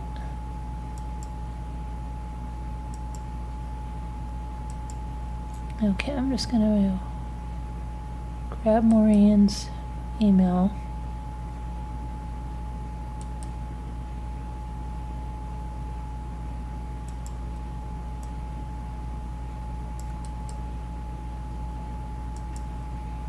I'm gonna email you from my other account just to see. In the meantime, I want you to tell me of those two, do you like house 1 or 2, and then I'm going to give you a house 3.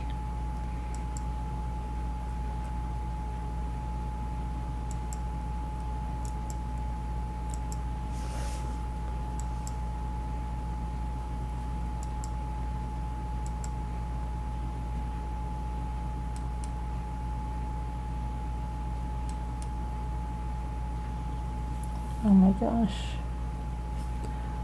Just hold on a minute. It's driving me crazy. I'm gonna just let it go for a second.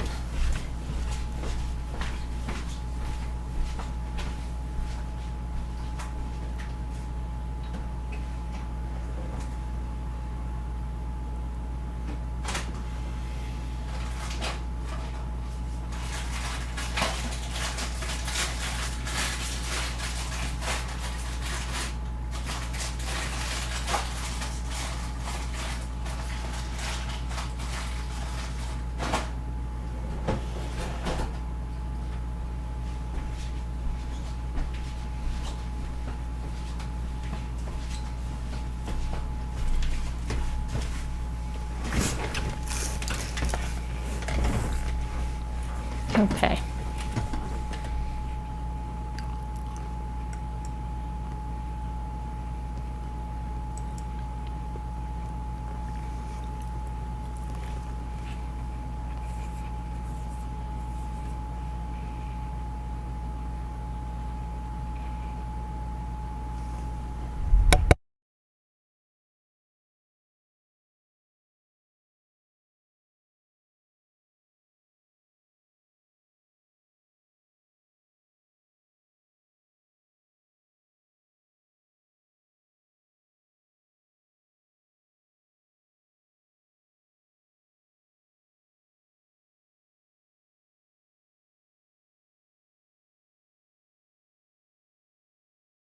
Maureen, it says I think that you're trying to comment on my post, but it's an email. I'm going to try to, oh no, that's someone else. Okay. I'm going to try to email you from my other account just in case it's easier to reply back to that one. Oh, wait a minute. I got it. You gave it to my other account. Oh, thank you. Okay, guys, just hold on a minute. I'm just going to enter Maureen's information in here. Oh my gosh, Maureen. You know that you live close to me. Did you know that? That's crazy. Okay. I'm not gonna dox you. All right, let me put this in here for you. I think we've made it, hopefully. Hopefully. It's not like they can... Let me see.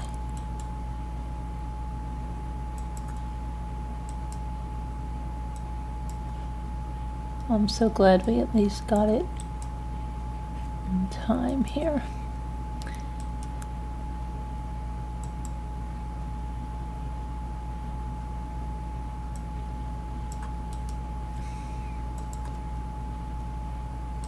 Okay. There we go.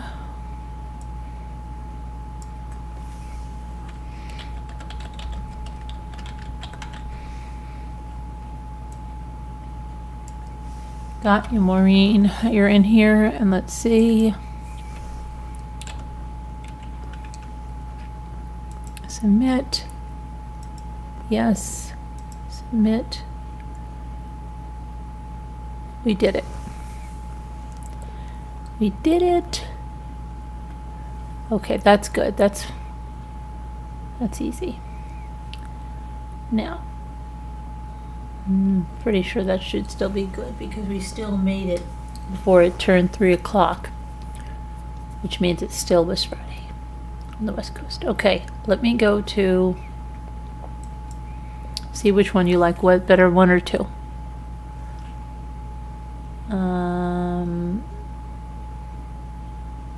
Licks. What?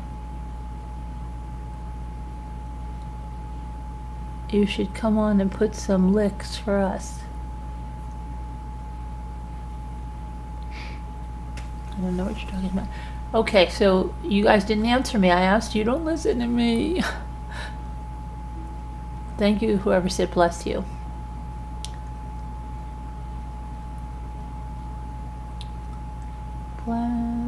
And I can't see who said bless you, but thank you.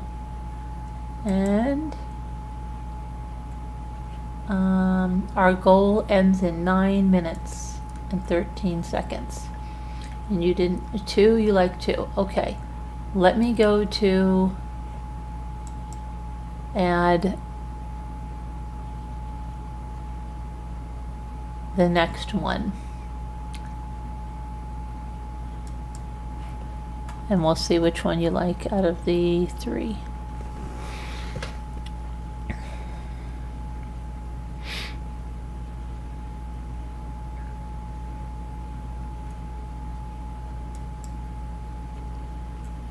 Okay.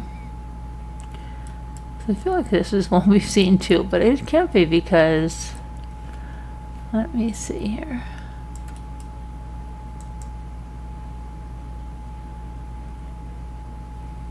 All right, here we go. Reminds me of another one. I just remember the outside of the house. Okay. My neighbors went to Massachusetts and bought a bed and breakfast. Did you know that?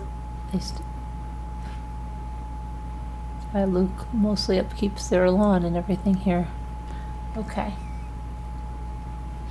Because we're so busy upstate. Not upstate, Massachusetts. Oh my gosh, upstate. Alright, let me go over here. Okay, so this is going to be the 3rd one. Let me just tell you a little bit about it.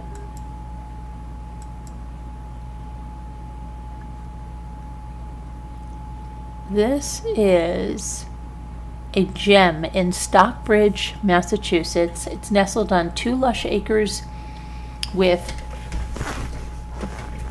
Housatonic river frontage. The property was originally landscaped by renowned sculptor Daniel Chester French. It features an enchanting garden, a koi pond, a 2-car garage with power and water, and a charming potting shed. There's 5 spacious bedrooms and 4 well-appointed bathrooms that retain the original features but that reflect the home's rich history.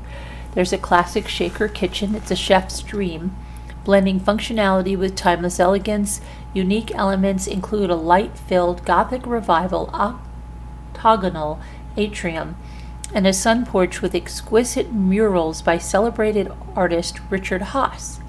This is a rare chance to reside in a private fairy tale oasis while always enjoying a leisurely stroll through town. Let's take a look. Storybook oasis, is that what they said? Fairy tale oasis.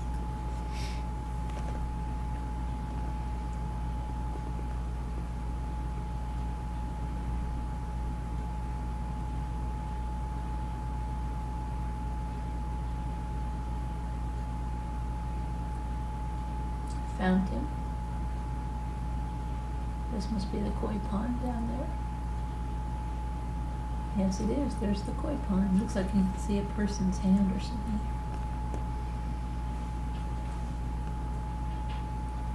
And here's the river frontage. It's nice. It's a very calm river, right? It's not very nice. Here's the shaker kitchen.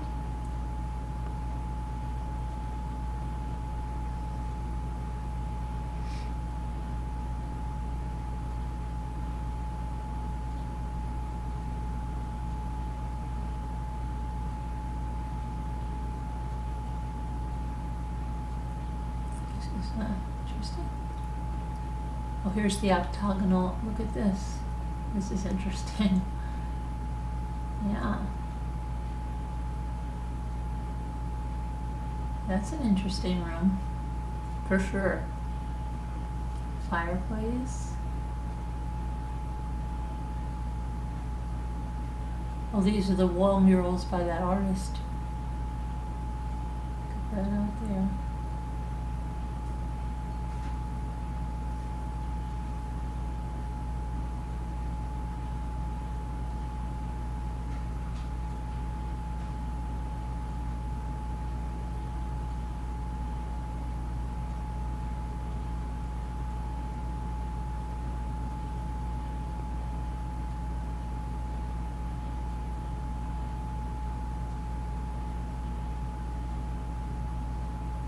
Dream of this room. My gosh, it just came back to me, but I had a dream of a room just like this.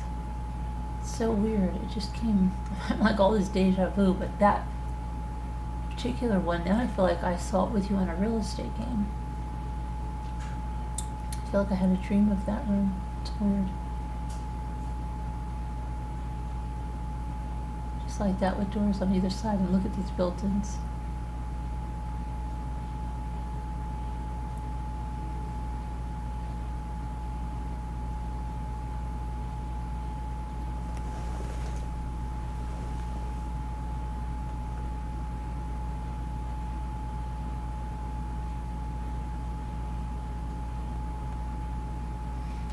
Look at this says here.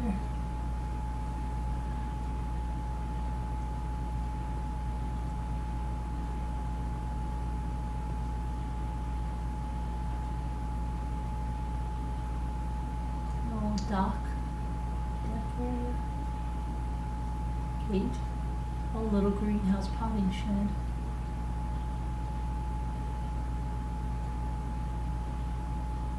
There's the garage. Look at that old pump.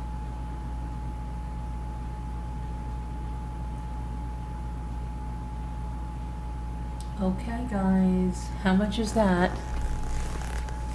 2 acres, river frontage, koi pond. How much? Berkshire County, Stockbridge, Massachusetts, Stockbridge.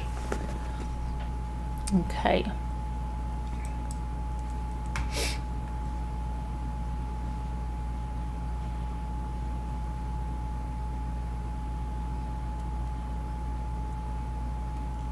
Two minutes.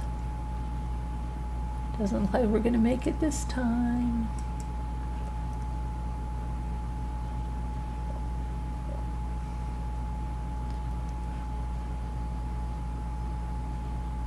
High says 700,000. Margot says 975. Ruffles said 500. Come on, Ruffles. Surely you can't be serious.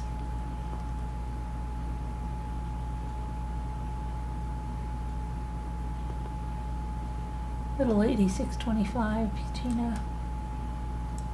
1.2. You're all under. Sharon, 825. You're all under. You're all under.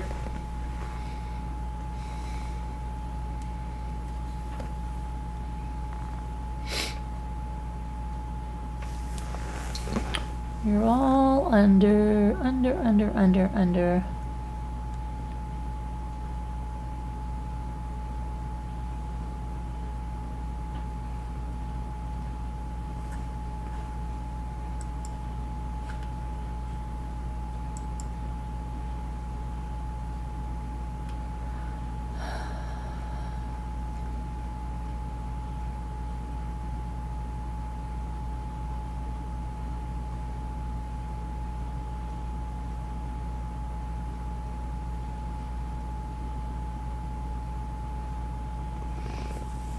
Okay, everybody. 24, 23, 22. I'm just going to watch this count it down.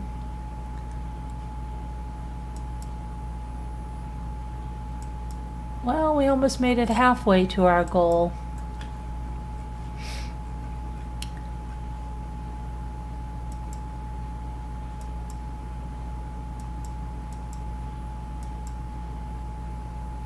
Thank you for all those who tried to help us get our goal.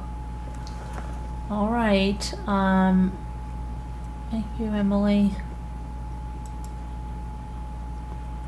Good night, One Eye Blind Art.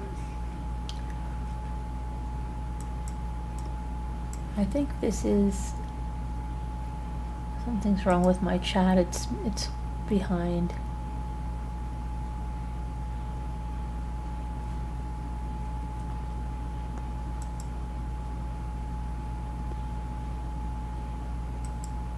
So out of those, did you like 1, 2, or 3? 1, 2, or 3?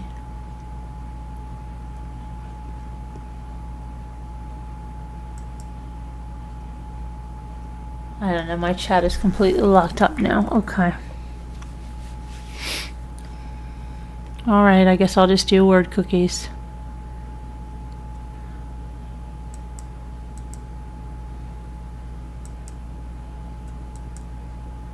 Shoot. Yeah, I'm completely locked up. Alright, let me see. I guess I can. Oh, there we go. There's the word cookies. I just can't see the chat, it won't move.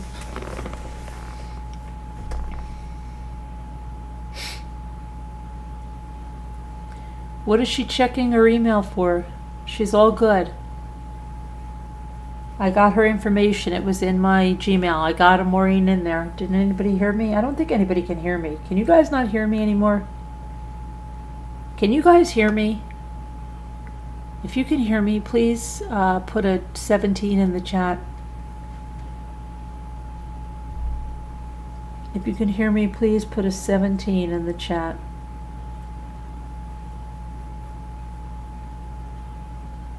Yeah, I don't think anybody can hear me.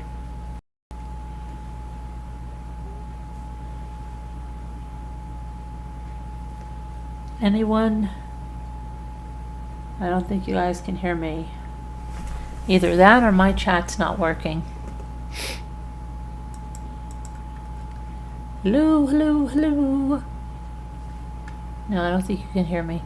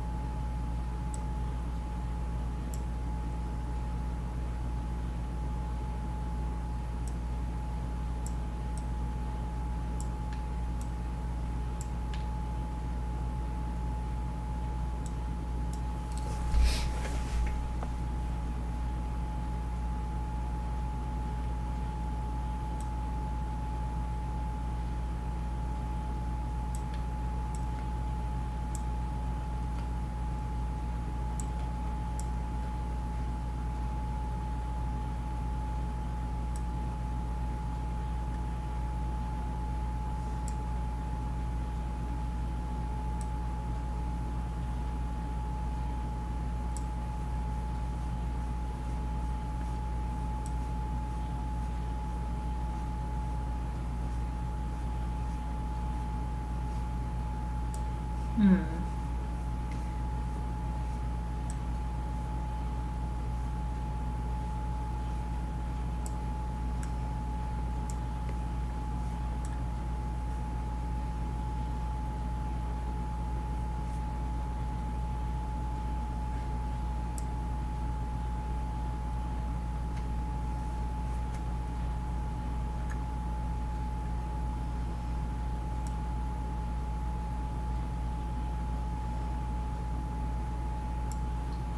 Huh. You don't care for any of the houses, I'm sorry. But okay, that's all right. You don't have to, we're just seeing 3. You're there, we're there. Okay, I think everybody's really behind.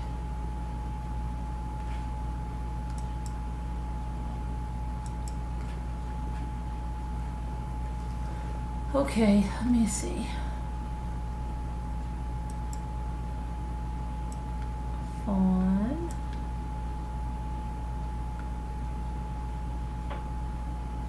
Okay, you can hear me. It's really behind. It's just as I've said that stuff like a long time ago.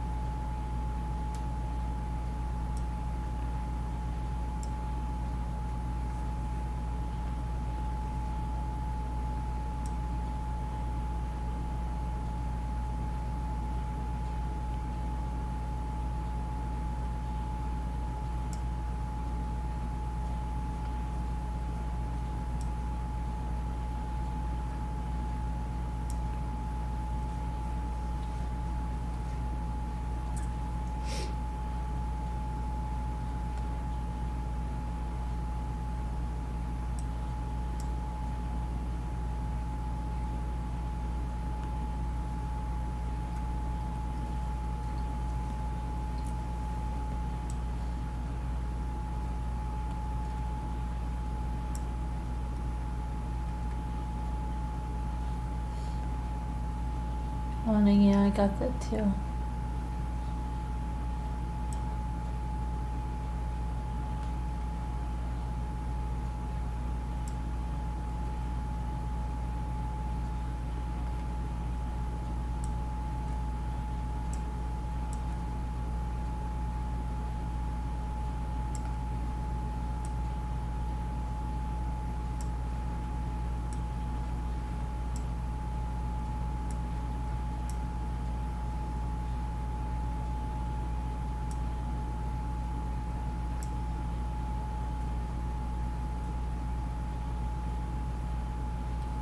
Oh, and yeah, that's it.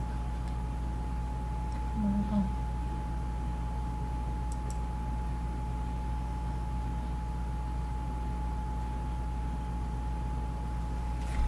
Oh, I never saw that before.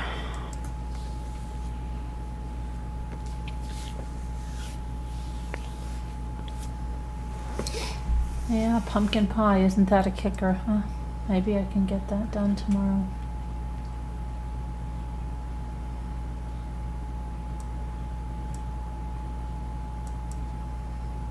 Isn't that a kicker?